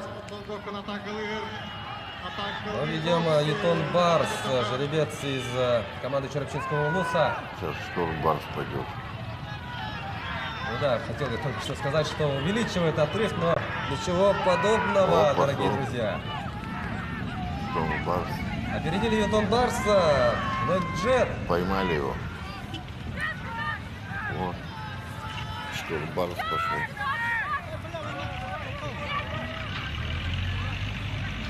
Так, Black Jet у нас лидирует сейчас, но, как мы видим, все может измениться в любую секунду. Black Jet атаковал успешно Ньютон Барса. Так, у нас тут деревья. И смотрим, борьба идет. Да. Black Jet сохраняет лидерство. Так, ну а что у нас там с Ньютоном Барса? Продолжает Мэйзи Кинг гонку без своего жокея. И вот последние метры, дорогие друзья, как работает хлыстом жокей. Так, это у нас Мэйн Кёниг врывается в лидеры и побеждает в собственной себе манере, да, Мэйн Кёниг, и становится трехкратным победителем скачек на приз главы республики Саха-Якутия, дорогие друзья. Перед вами трехкратный чемпион Мэйн Кёниг.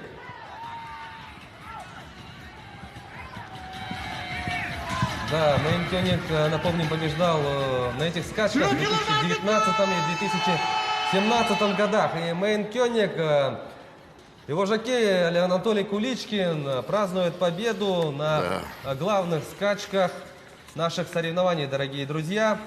Ну, лидировал у нас Ньютон Барс с первых, с момента старта, да, на старте этих скачек. Но затем мы видели то, что успешно атаковали Ньютона Барса. И в итоге вот этой напряженнейшей борьбы на самых последних метрах Мэйн Кёниг как включился, да, и стал победителем этих скачек.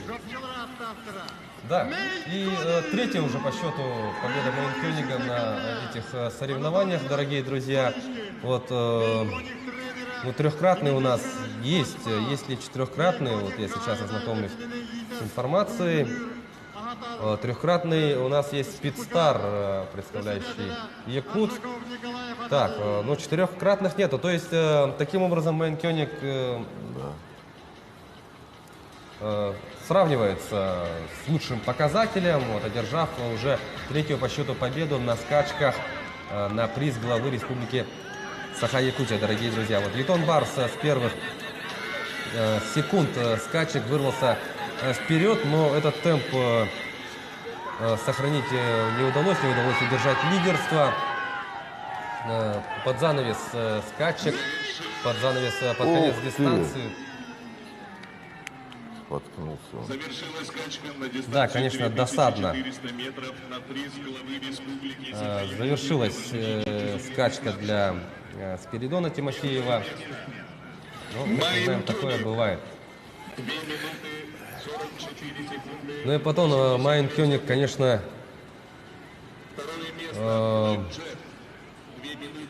прекрасную атаку провел. Включился.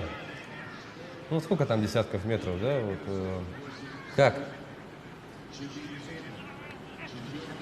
выложился вообще вот на последних метрах. Действительно, за это и любят данный вид спорта. Вот это вот зрелище, ради которого ранее на ипподромах собирались сотни, тысячи любителей спорта и физической активности.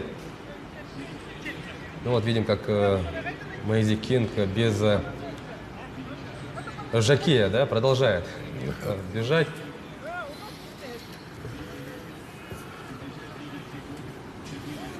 Ну и Мэйн Кёниг, конечно, подарил нам яркое завершение этих скачек. Да, и причем еще с таким запасом, да, он пересек линию финиша первым. И мы отмечаем то, что Мэйн Кёниг-то является одним из самых возрастных участников вот этих скачек 2013 года рождения. И вот хотелось бы поинтересоваться, да, то, что сколько вот лет, вот, какой возраст считается у лошадей уже вот, таким серьезным возрастом, вот, когда... Ну вот 8 лет, 8 лет уже, вот как мы видим, пожалуйста. Но Мэйн Кёниг, состояние республики. Да, говорит то, что возраст это всего лишь цифры, да, и несмотря на то, что он является самым возрастным.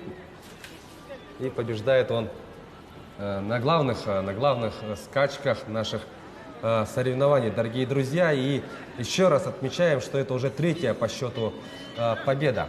Третья по счету победа Мейн Кёнига на главных скачках. Поздравляем мы еще раз Мейн Кёнига, Анатолия Куличкина и тренерский штаб Чурапчинского улуса.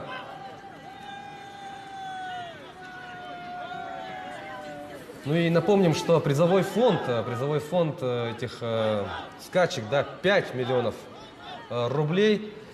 И победитель вот, в лице команды из Чурапчинского улуса, он получает 2,5, ровно половину призового фонда. Согласитесь, друзья, впечатляющие цифры. Ну и Анатолий Куличкин на Мейн Кёниге сейчас вот позирует, да, перед фотографами, перед представителями своей команды. Ну и вот у нас, как называлось вот, одеяние победителя. Ну, все как есть, да, вот Мейн Кёниг во всей своей красе.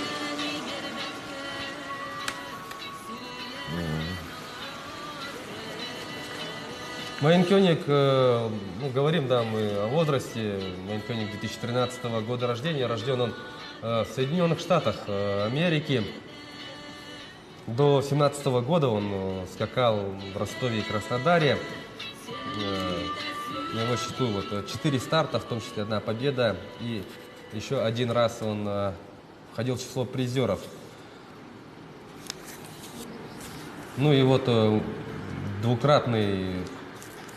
До сегодняшнего дня он был двукратным победителем скачек на призы главы республики. Но с сегодняшнего дня официально он 3-кратный чемпион этих соревнований. И по этому показателю он сравнялся с Спидстаром. Это мои шафты.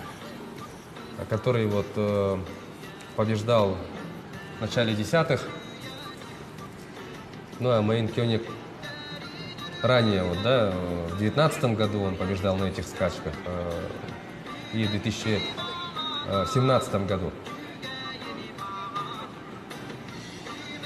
Получается, Мейн Кёниг побеждает на скачках на приз главы республики вот, через год, да? Такое... Да, через год у него. Победил. Отдохнул. Да, отдохнул, потом победил. Это расписание. Вот, в 17-м победил, в 18-м отдохнул, в 19-м победил. 20-й пропустил. Напомним, что до этой минуты у нас действующим победителем был Брокер Барс, который победил в прошлом году. Ну и вот Мейн Кёниг, согласно своему расписанию, так скажем, да, становится, ну, записывает свой актив 3-ю победу на этих скачках.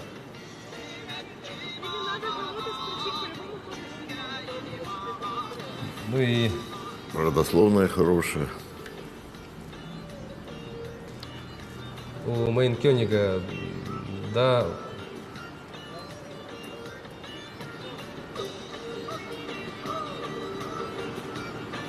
вот если говорить о родителях Мейн Кёнига, вот написано Майншафт Зей, Куин Стэмп. Вот каков жеребец, да? Ну, настоящий красавец. Вот финиш нам показал, кто.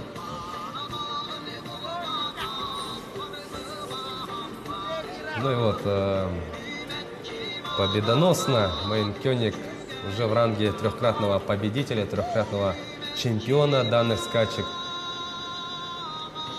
Ну и отправляется на заслуженный отдых. Не говорю ни в коем случае о конце карьеры, нет, я говорю о том, что отбежал свою дистанцию, одержал победу. Не, наверное, сегодня последний раз. А может быть так, да, даже, да? Ну, напоминаем, что Мейн Кёниг один из самых возрастных участников наших скачек 2013 года рождения. И тут анонсируют интервью с победителем, ну, с жокеем, да, Мейн Кёнига. Идет тут разговор с Анатолием Куличкиным. Ну, а мы продолжаем любоваться вот походкой настоящего победителя Мейн Кёнига.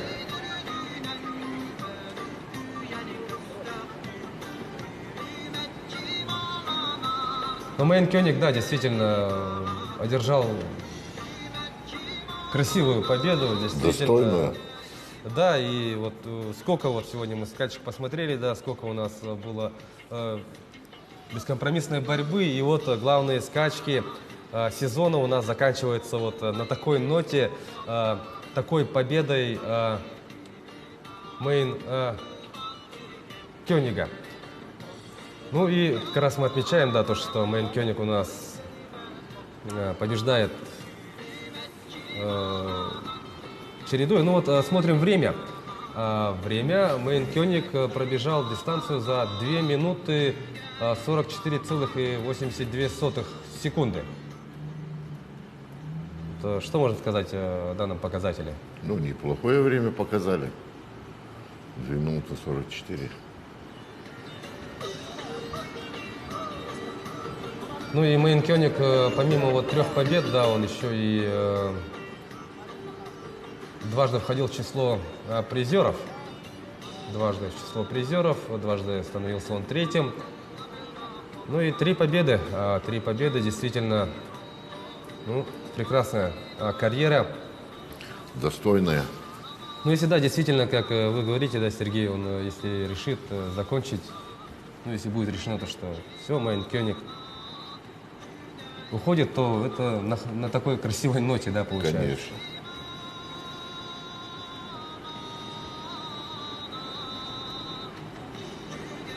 Ну, это только что на ваших телеэкранах был Анатолий Куличкин, это жокей Мейн Кёнига. В данный момент он дает интервью нашим коллегам, которые сейчас работают на ипподроме ДЖГГ. Он говорит о том, что победа Мейн Кёнига – это наша общая победа. Победа вот с ХПК Чорапча, Чорапчинского улуса.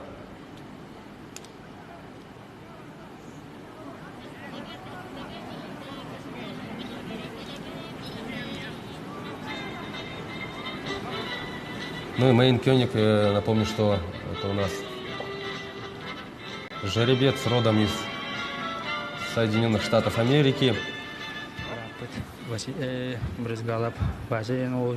На таких крупных стартах,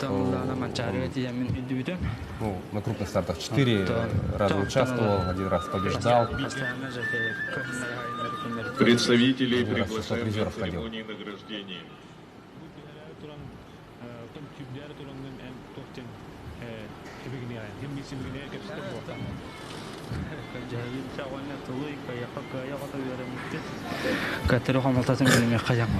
Но тут мои коллеги спрашивают у Анатолия Куличкина вообще, какие вот есть,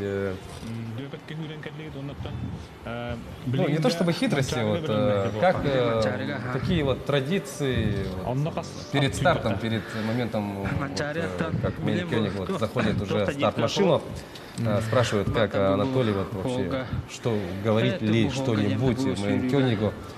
Он говорит, что ну, такого особого ничего каких-то нету, да, вот таких в плане суеверий, что ли. Он говорит, просто вот шепотом прошу Мейн Кёнига, ну ты держись, мы выиграем, давай хорошенько отработаем. Ну вот слова Анатолия Куличкина были услышаны, да, Мейн Кёнигом, как мы это увидели. Действительно, Мейн Кёниг провел просто блестящий забег, блестящую скачку и вот стал победителем.